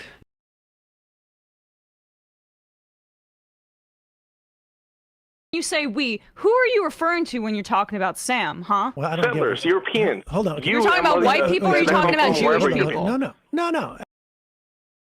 I don't know. Because everyone forgets about October 7th. Everyone forgets about what Hamas and Hezbollah and Iran have done. And their desire is to wipe out the state of Israel and all the Jews living there. Is that not? I mean, that's in Hamas's charter, and Hamas is still extant. They're still doing that. I don't like the way Israel decided to defend themselves, but the solution being proposed is, and this is the consequence of what you're saying is, sorry, you know, we had this idea back in 1948. We were going to give you a state, and that way you could protect yourself against all these attacks. Didn't. Sorry. I'm so sorry. We try to give you a state, you know, on land that belonged to other people, because we didn't want you in Europe anymore. We're sorry. I'm sorry it didn't work out. I'm sorry your settler colonial project didn't work out the way you think it would. Right. 48, we were going to give you a state, and that way you could protect yourself against all these attacks. Didn't work out. Protect yourself against all these attacks. Who were the people attacking them? Who were coordinating all these attacks? European Christians. That's who. It is, man. It's interesting what they leave out, isn't it? So go back to Europe. Go wherever. This just isn't going to work anymore. I think the question, and I don't think you understand how difficult that is to just go, yeah, I guess that's fine. Because no, I think the question, let me, and this is not, you know, this is my perspective, but I think this is also what the... You just don't understand. You don't get it.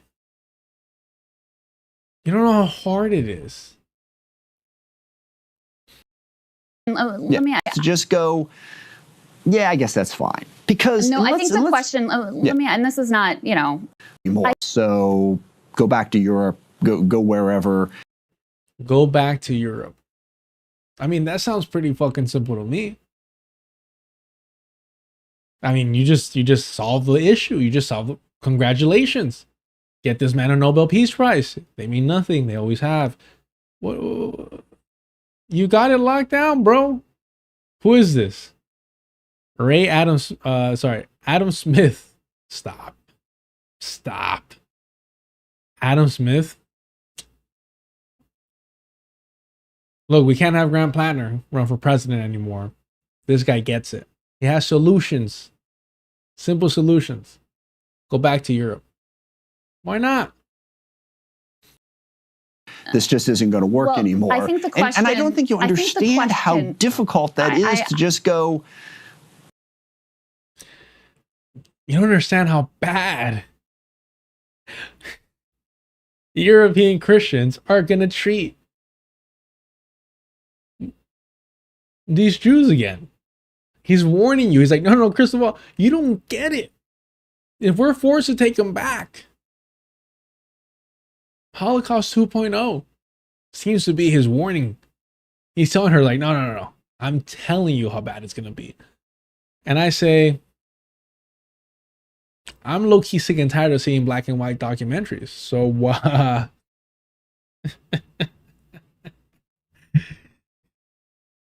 let me know, bro. All due respect. No disrespect to my Palestinian brothers and sisters.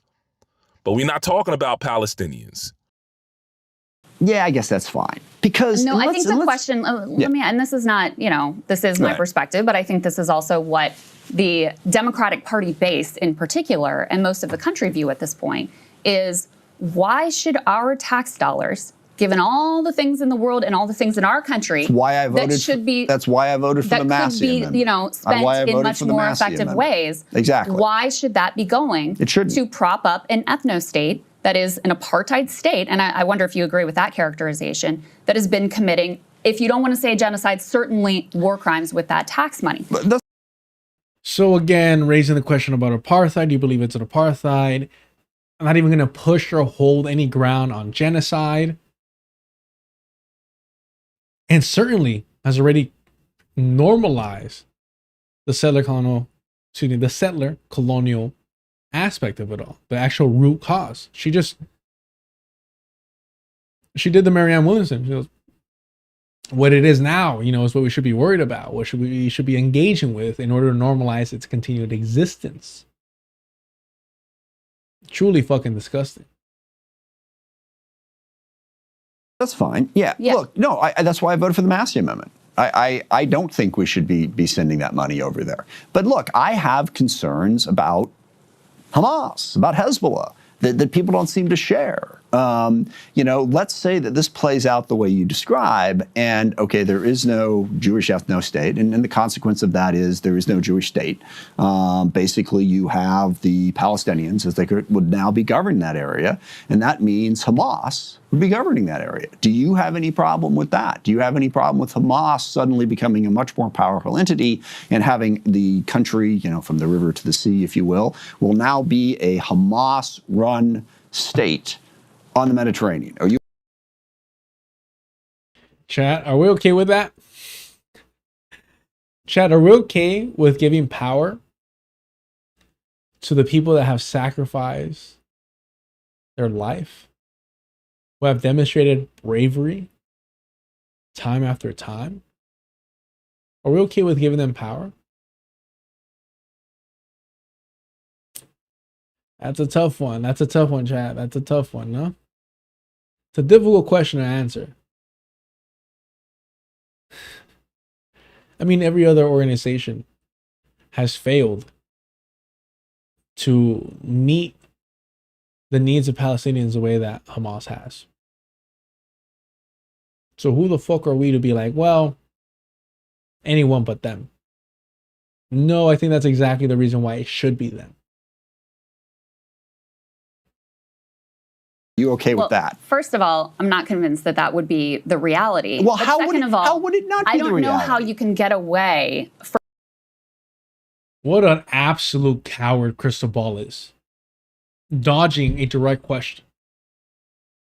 Dodging that shit. And now you can make the argument, well, she's conducting an interview, this and that. A coward nonetheless. Say yes if the Palestinians vote for them. End of conversation. Why are you denying the democratic right to their leaders? From how illiberal it is to not support equal rights for people, regardless of if they're Jewish, Arab, Muslim, Christian, totally etc. with you. Look, and then the other piece is, I mean, listen, Totally with you. Equal rights for everyone. Totally. And yet in the beginning of this conversation, you're like, well, can you imagine innocent Jewish individuals being governed by these Palestinians? Can you imagine that? Support equal rights either. But do you support a two-state solution? Is that your idea? Look, yes. So how do we get there? How do we get there? No, but listen. No, stop. Hold on. I can answer this How for do we you. get there at a time? No, hold when on. you have settlements that have made it effectively impossible. There's something I have to displace how many explain before Jewish all of this makes sense. in order to create a Palestinian state. Look, Let's go. Look, I will say this. He's trying to answer. She's trying to load the question.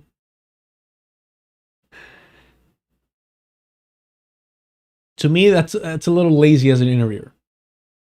For me, simple, concise questions, and then pull that shit out when they give you an inappropriate response. But I think she's trying to buffer that in. And it's just, honestly, I think it is long-winded. Be quicker with it. But he's also begging over here for his life, which is like pleasant to hear.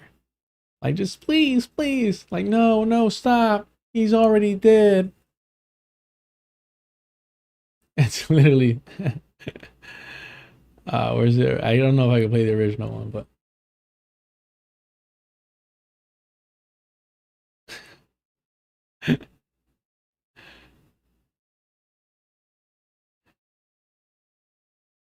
And I always forget that that's from The Simpsons. I voted for Kamala Harris. You got a problem?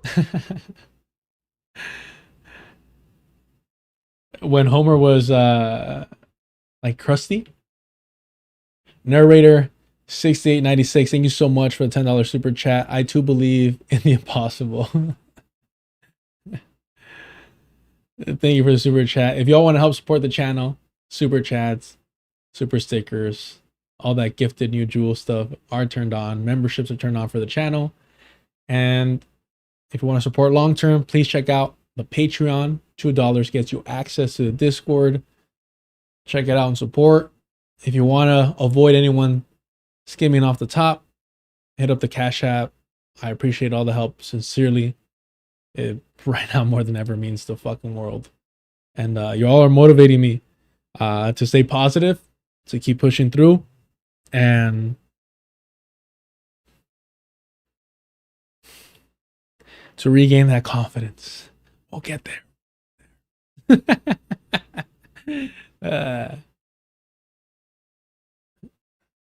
Yeah, no, for real. Let me Imperial explain to you. But, you know, like I said, I'm not a fan of Crystal Ball. I think she should be saving that.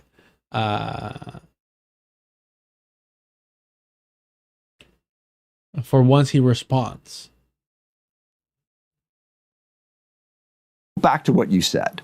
I support a two-state solution. I am also aware of the fact that it's probably no longer possible. You didn't let me get that part out. Okay. Okay, which is really kind of important to this whole conversation. I would agree. Yeah. And it's very disappointing. I mean, really kind of important to this whole conversation. I would. All right, look, I'm sorry, chat, and let me, you know, give us even in the comments, whatever. What is this guy? You know, somebody mentioned that he was like the villain from Who Framed Roger Rabbit, but his fucking like jazz hand, all his action he's giving, very, you know, animated. All right, I like it. I'm not gonna lie. He's so like so upset. He's like, why I oughta, you know, because she's talking back to him too much. He's like, let me just explain why there was a bunch of glitter on my pants. It can all make sense. I was out with the boys, and what happened was they wanted to make arts and crafts, and we had a couple beers, and somebody put out the glitter, and, you know, I was just working with the glue, yeah, and you know, and somebody else just spilled it on my lap. All right? We did not go to a strip club. Just let me explain. This part's really important. All right? It's just like, what the fuck are you even saying, bro? God. I support a two-state solution. I am also aware of the fact that it's probably no longer possible. You didn't let me get that part out. Okay. Okay, which is really kind of important to this whole conversation. I would. No, keeping it easy. I'm so sorry. I kind of like this one a lot. Again, I'm just kidding, but this is great. If I'm ever interrupted, I love this so much. You didn't let me get that part out. Okay. Okay, which is really kind of important to this whole conversation. And I love this whole conversation. I love that he's like, okay, and immediately she's like, okay. I mean, there's a reason why she married Kyle KKK Kalinske, who's like 35 years younger than her. She doesn't want to put up with this shit from these old timers, man. She's been there, done that. Good on her. Good on her. You didn't let me get that part out. Okay. Okay, which is really kind of important to this whole conversation. I would okay? agree. Yeah. And it's very disappointing. I mean, and there's a lot of blame to go around for why we got there. Yes, I would like to see a two-state solution. I am not naive, as you just described, to know that it's simply not on the table at this point. And that creates a massive, massive problem. But the idea, again, that the easy solution is, okay, we get rid of the Jewish ethno-state, and the details of how Israel is currently running, their country, there are Arabs in the parliament, but there are parts of it that aren't. Okay, so we get rid of that. Okay. So what's your idea for what replaces that? You say you're not convinced that it would be a Hamas-run thing. Well, I've offered that. Listen, I really honestly think that this is something for Palestinians and Israelis to decide. What the fuck? What? For Palestinians and Israelis to decide.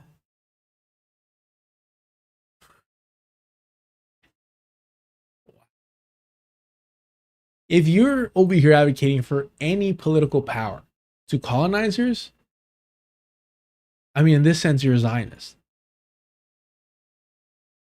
Man. I don't know why it is American taxpayers' business to fund this. And again, that's why I voted for the Massey Amendment. But what is actually your idea? Because if you're saying, you don't support a one-state solution, you don't support a two-state solution, there is no good solution. That's where you are.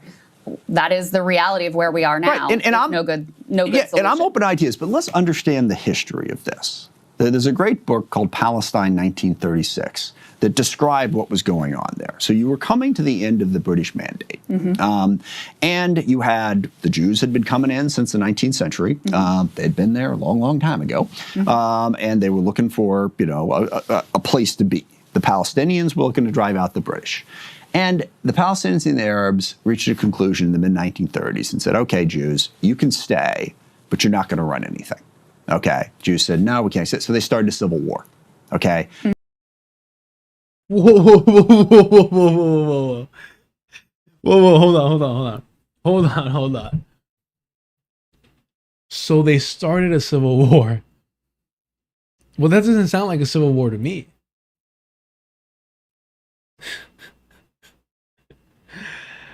That literally does not sound like a civil war to me. Like, what are we doing here? Diet Dick Cheney is so fucking accurate. Librarian, I think you're gonna win, chat of the night. That was wow. Diet Dick Cheney. Yeah. That's great. But yeah, please pay attention when it's like the whole Civil War aspect. This is absolute nonsense, man. It is simply disgusting, but again, unsurprising. Again, trying to normalize that narrative. The question is, will Crystal Ball push back on that or not? Which I honestly don't know. I don't remember. I kind of doubt, but I'm down to be corrected.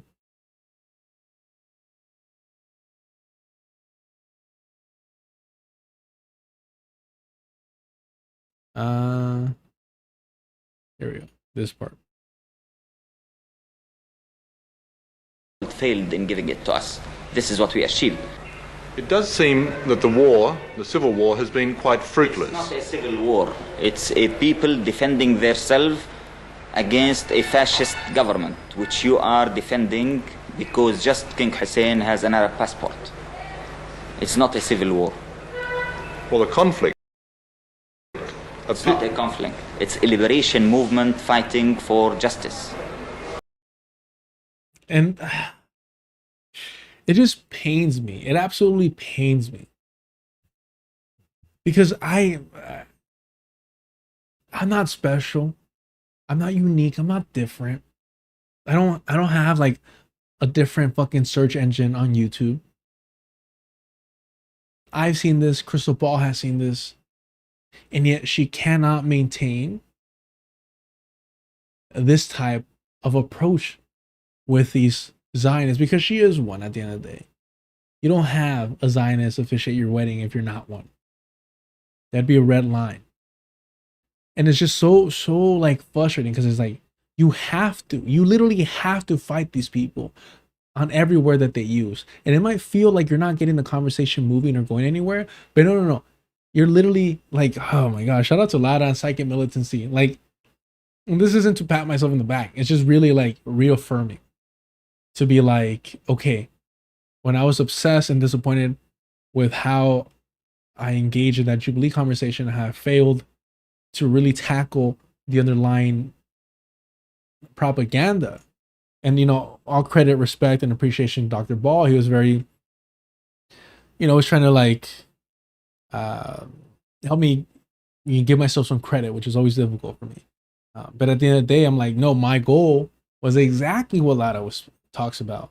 And I can't wait to read, you know, her book. Shout out to them and Psychic Militancy always. I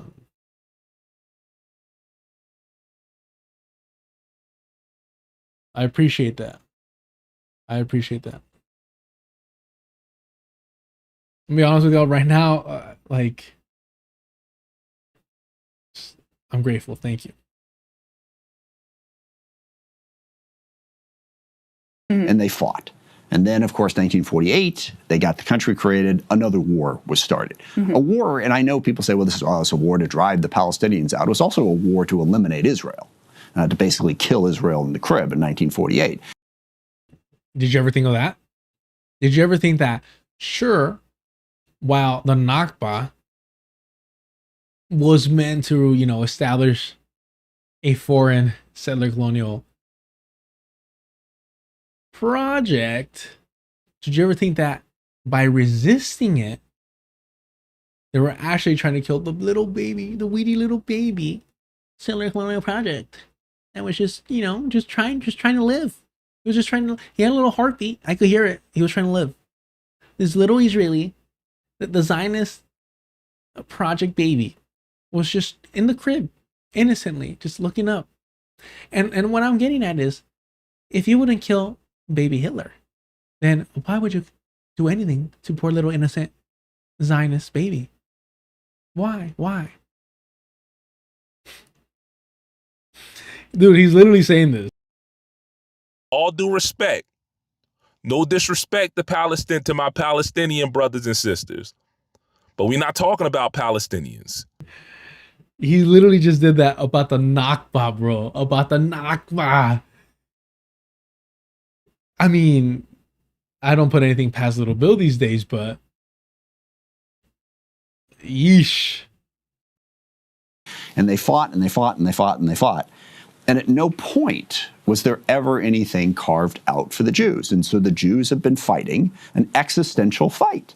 And it's so hard for me to, because I know you consider yourself, I think, liberal. You would describe yourself that way, like in the classical liberal sense. But there's no liberal option on the table here. That's what I'm telling you. You keep saying illiberal Jews, we cannot have. Illiberal Palestinians are fine. No, but why should... And I voted for it. It shouldn't. Why should I already answered that question. It shouldn't. Okay, so, and is that your answer for this particular amendment, or will that continue to be your position moving forward? That's where we're at. So you're done with the...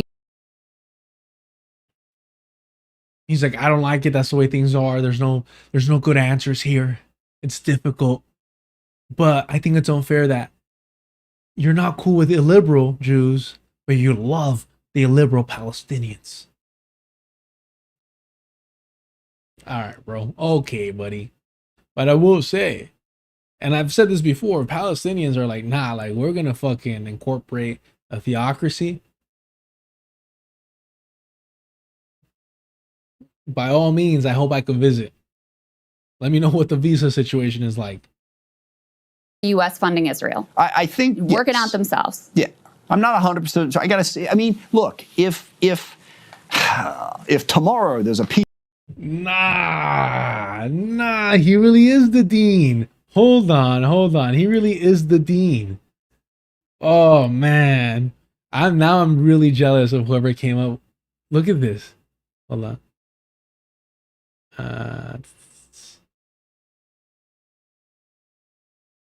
Let me find a good one. The Dean's a great fucking character, by the way.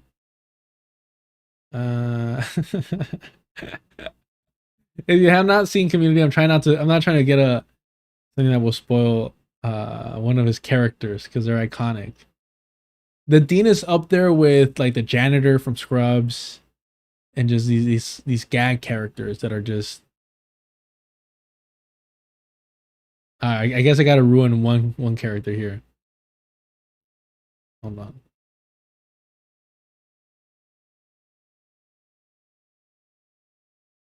Gotta ruin one character. So I gotta say, I mean, look, if this is one of the characters, again, check out Community. Look at this. Nah, man. Yeah, and Jim Rash just killed this fucking role. Yeah, I just hate the fact that, you know, he became a Democratic politician and just went down this route. I was hoping to find like one where he's not in costume. But just absolutely awesome character.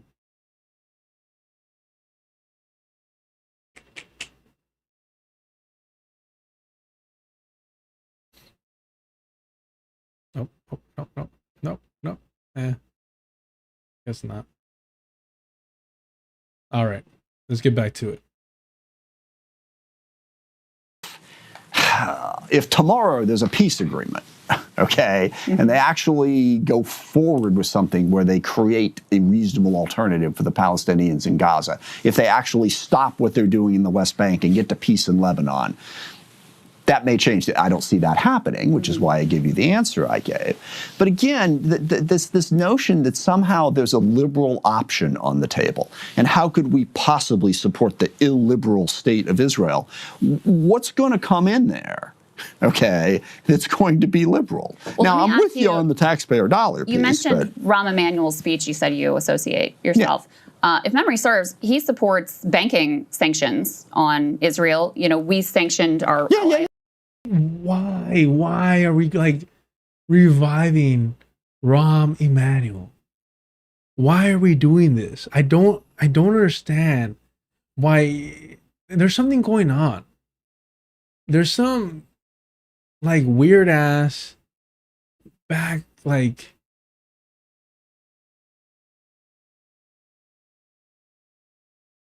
why is this guy relevant? I don't understand it.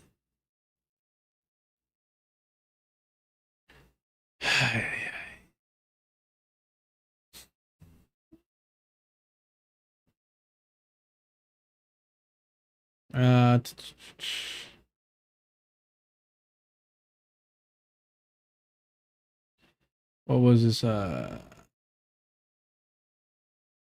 Rob Emanuel served as a senior advisor for the Rob Emanuel served as a senior advisor for domestic policy and strategy during President Bill Clinton's administration.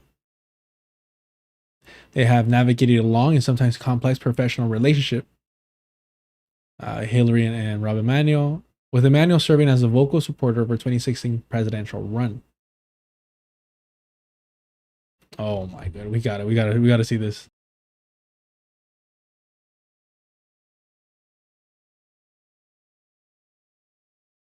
Buscas las mejores. And it's in Spanish, because this is a hate crime right now. This is a hate crime what we're witnessing.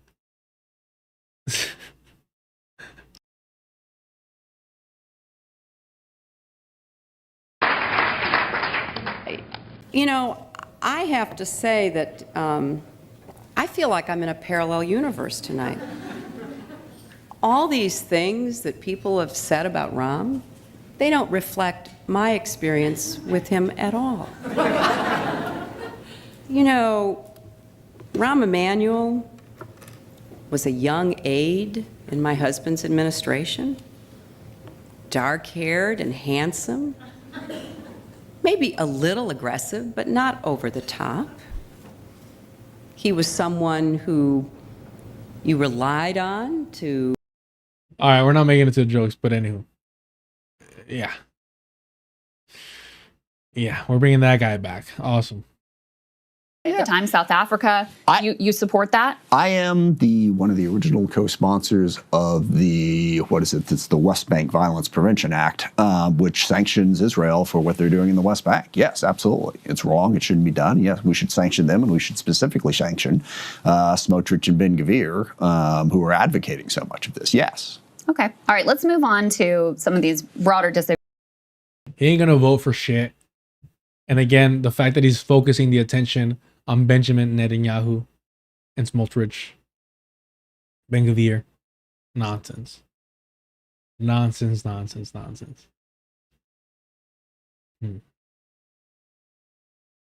Now, from breaking points to, I don't know what they call Ryan Grimm's and Emily's show. I always forget. Like boiling point? I don't know.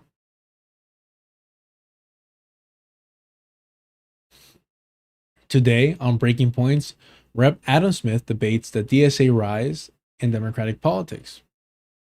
Brandon Joyger from Batch Faith says, warmonger Adam Smith has been invited on Breaking Points to debate the DSA's popularity, but his socialist, anti-war, pro-Palestine challenger, Kshama, is excluded because, in Ryan Grimm's words, she isn't newsworthy. Kshama was the first socialist to sit on the Seattle City Council since 1877, and in that role won the fight for 15. Meanwhile, Smith is a Zionist ranking member of the Armed Service Committee who only backed down off his support of Israel/US military tech merger because of pressure from Kshama in his race. Smith was rude, dismissive, and provocating in response to Crystal's questioning. He holds the racist and contradictory belief that Israel should only exist as a Jewish supremacist state, and that no democracy can exist if Arabs have equal rights. He also admitted that while he would vote to remove Section 224 from the NDAA, he wouldn't vote against the NDAA if his efforts to remove 224 failed. He also objected to Crystal's accurate characterization of Section 224 as allowing the merging of Israel's military intelligence with the US, revealing his true sympathy for the bill. At no point during this discussion of the left did anyone feel like it was worth informing the audience that establishment corporatist warmongering Smith is facing a primary challenge on August 4th. The Breaking Point's audience has to look elsewhere for coverage of that race.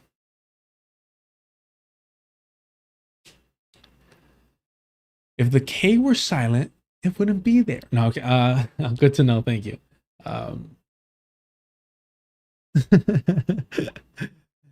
This is a pretty good summary to all this. I'm not gonna lie. And I love the pettiness of it being like, you gotta look elsewhere. AK, come check out, my long form interview with Kshama, which I was listening to, and man, I just can't stand. Oh, sorry, spoiler. I can't stand her. I really can't. It's because I'm a sexist, of course, but mainly because, and you'll see shortly why. Although right now we're gonna be rooting for her for a brief moment. Ryan Grimm, a rape apologist, says, I told her campaign to show me some polling or any evidence at all, anything, showing she wasn't going to get blown out by 50 points. She has raised like $40,000, I'm told, and you can do a poll for a few thousand. The refusal to do what all other candidates do to demonstrate that their campaign is remotely serious is unusual. And I don't want to be responsible for people sending hard-earned money to a campaign that loses by 50 points, or just show some polling that shows she can make the top two plausibly. I'm not asking for much. Since when is it on journalists to be asking for anything like this? How is this normal? How is this standard protocol? What the fuck is happening here? Like, the way that Ryan Grimm wants to control narratives is absolutely frightening. Dropside News has to get rid of this like just rape apologists immediately. Let him live on Breaking Point, sucking the tit of Sagar, and we'll keep it at that. We'll keep it at that. We'll keep it, respectful. And it's just like, come on, man. Like, how? What gives you the right to make this claim? Oh, I don't want people to give their hard-earned cash to a failed campaign. All right, bro.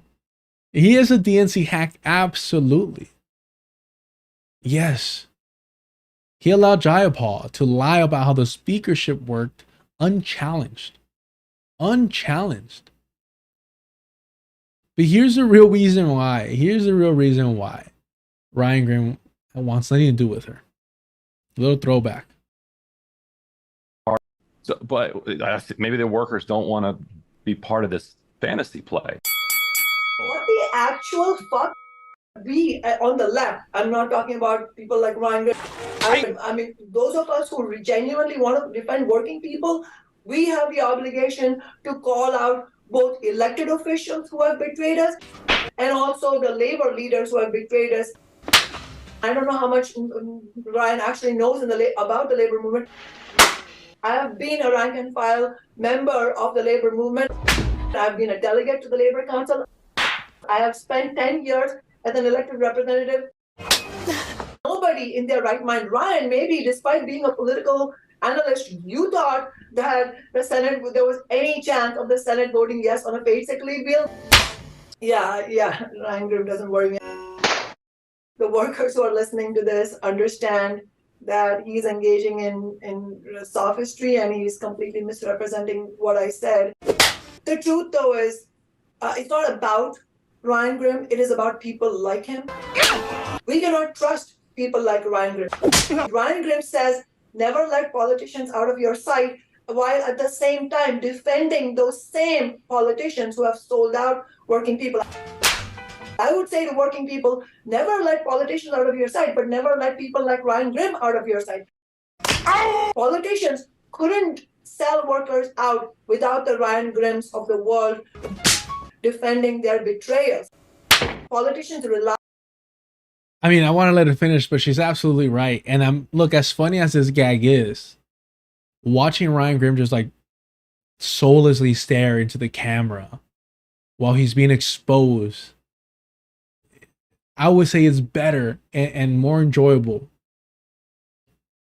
than, I mean, pretty good at, what is this, a pilot or something going on here? I don't know.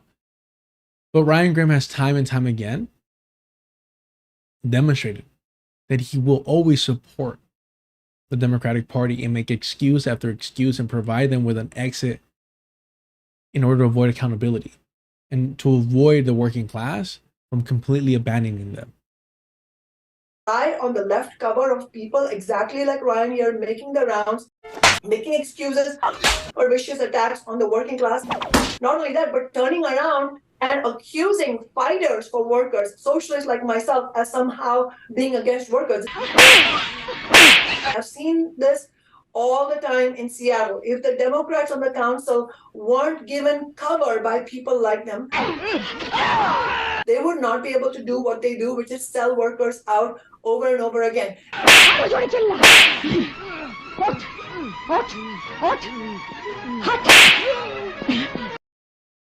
You got knocked the fuck out, man! So, but again, I enjoyed that, but I wish I could have kept his face because it was just, it's too good. It's too good. But look, we can't celebrate too much. And here's why. And to explain all the positions we have. So this is absolutely something that I've spoken out many times. We also support the sanctions on all the leaders of Israel, Netanyahu and his cabinet ministers. There are sanctions. Ugh. You know, I try not to engage in the infighting, but there's like certain things that trots do that is just kind of like, please make it make sense. Please make this shit make sense. What are we prioritizing here? Look, I have found her immensely annoying for a long time, and I try my best not to really cover what she does. She has a podcast. I think I've covered it once. Just because I'm like, well, at least she's done something. But it's like, man. I mean, yes, you can't always be right, but when it comes to Palestine, it ain't complicated to get wrong. Against them, we absolutely support that. I think as far as the boycott sanctions and also we support divesting of all the universities and all the public institutions of anything to do with the genocide and with the Israeli occupation, absolutely support all of that. The reason it doesn't say literally that we support BDS is because we don't support the part that will get in the way of international working class solidarity, which this is why I say, and it pains me, because if we're gonna be honest, trots are some of the most well-read. Just be honest. Let's just be honest. And it's because, trying to remain respectful. They got a lot of proof. So I will say I think they're some of the most well-read individuals on the left. And what I will say here is what's frustrating is colonizers, settlers are not part of the international working class. The same way that cops are not part of the working class, right? And so this is so frustrating. I'm trying to be nice. The issue here is if you do not recognize the realities of settler colonialism as a primary contradiction in the settler colonial projects, this is what you're going to say. And you're going to make yourself look like a fool. All right? Jeez, man. I don't understand it. I don't understand why this is so complicated. And this is why, when I say, what do I always say? The colonized proletariat. The colonized proletariat. I'm not just talking about workers to make shit vague. I'm talking about colonized proletariats. That's what I'm thinking about. That's what I'm prioritizing.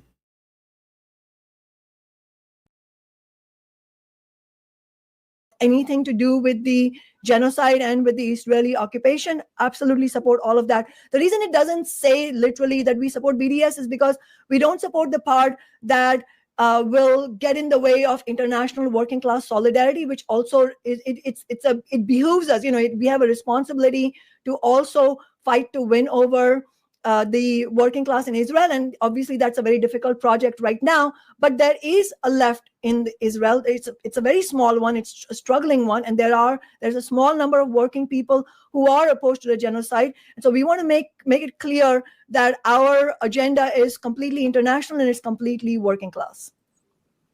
So I think I in particular think that Israel should be boycotted in many other ways. I don't think we should, if we can help it, buy products that are made in Israel. I think that Israel should be held fully accountable, even if that means that they have economic collapse. I think that we want the economic. I don't know, man. I tried, believe me, and I even engaged with Savvy Sav, and this was all before, the fallout with Black Liberation Media. And it's just kind of like, I can't tell when she's genuine or when she knows that she has to say a certain thing. And once you start feeling that way towards her position and her politics, it's like impossible to unsee it. Collapse of the state itself, but it won't actually help us if our position sort of reflects the idea that we don't care about ordinary people. Even when ordinary people espouse really horrendous views, it is our job actually to fight to win them over. And so, it's the same reason that we don't support sanctions against Russia. We're absolutely opposed to the war, the Russia-Ukraine war, but we don't support sanctions against Russia, because if you look at the evidence, the sanctions actually hit working people the hardest. And we have to make it clear, our position on the boycott, divestment, sanction is a little bit nuanced, because we want to make it clear that our enemies are the ruling class in Israel. Our enemy in the US is the US ruling class, not working people in the US. Similar. Let me let her finish. Sorry. In any other country, our enemies are the ruling classes of those countries, not the working class. And if you look at the evidence on sanctions, it absolutely, the statistical evidence is that it really hits working people the hardest. And so that's not the clearest point of view. But I also want to be clear. There's. Look, I want to let her finish, but there's like 5 more minutes of this and I got to wrap up soon. So I'll just say this. When every one of your citizens, working class members, is part of the military, the IOF, that changes a whole lot. That changes a whole lot. And so this, you always hear this, oh, it's nuance, it's nuance, it's nuance. But it's usually just a cover. It's usually just a fucking cover for cowardness, for unwillingness to say, you know what? This entire civilization, this entire population is invading, colonizing Palestine. And so, yes, if it affects the lowest worker, colonizer, to Benjamin Netanyahu and everything in between, we have to push for that. We have to push for that. It is necessary, as mandatory. Look, I appreciate y'all tuning in and, sticking with me through the growing pains. Believe me, it means a lot to me, especially right now. And I'm grateful for that. Thank you. If you can, check out the Patreon. Support $2, as low as $2. And it'll help out a lot. Shout out to everyone that has already supported and helped out. I appreciate it. Thank you for all the super chats and all the gifted stuff. Thank you so much. Everyone hitting up the Cash App, I appreciate y'all sincerely. It helps a lot. I'm not gonna stop doing this. I'm not stopping. I'm not stopping. It's changing to Thursdays, Fridays, and Saturdays. Thursdays is gonna be in the evening. I'm not stopping. I'm not gonna stop. I just need to be able to get some things together and catch my breath. That's all there is. That's all that is. And there's always challenges. There's always, things we got to go through. And that's perfectly fine. I'll, brush off and keep on walking. That's all we can do. So I appreciate all the help. If you can, I know, está difícil, believe me, I know. I'm going to figure it out. I'm going to get back on track and we'll be all right. We'll be all right. I appreciate all the support. Sincerely, it means the world. So Saturday's still a little bit up in the air because I need to talk. I know somebody mentioned the time, but I want to make sure that it doesn't interfere with the book club. But that'll probably be, I think probably like 2 p.m. All right, I'll check the messages on Patreon right now. Yeah, so it's gonna be not as consistent in terms of the consistency I wanted to, but it'll work out. It'll work out. All right. Remember what Glenn Ford always said: organize with eyes wide open. As always, The Beast by John Trudell. In a wisp of smoke down on the corner, there was this cat named Fortunately, talking at me from voices in his head, yelling about what storytellers said. You gotta be careful here, child. There's a beast in the promised land. There's madness you don't understand. The beast is crazed and running wild. Little boy man, little girl woman, no big deal. Nothing personal. Your mind's another meal. Savoring the rush of you like heady wine, feeding is what the beast is meant to do. Stranger are those walls built to hide, stranger to look and learn not to see. He's in the mask you put on your face, thoughts, his favorite breeding place. In the race to midnight, it's after 11. The nature of the beast is all he knows. Behind doors of hell are gates of heaven. Doors are open, but the gates are closed. Yes, Stu.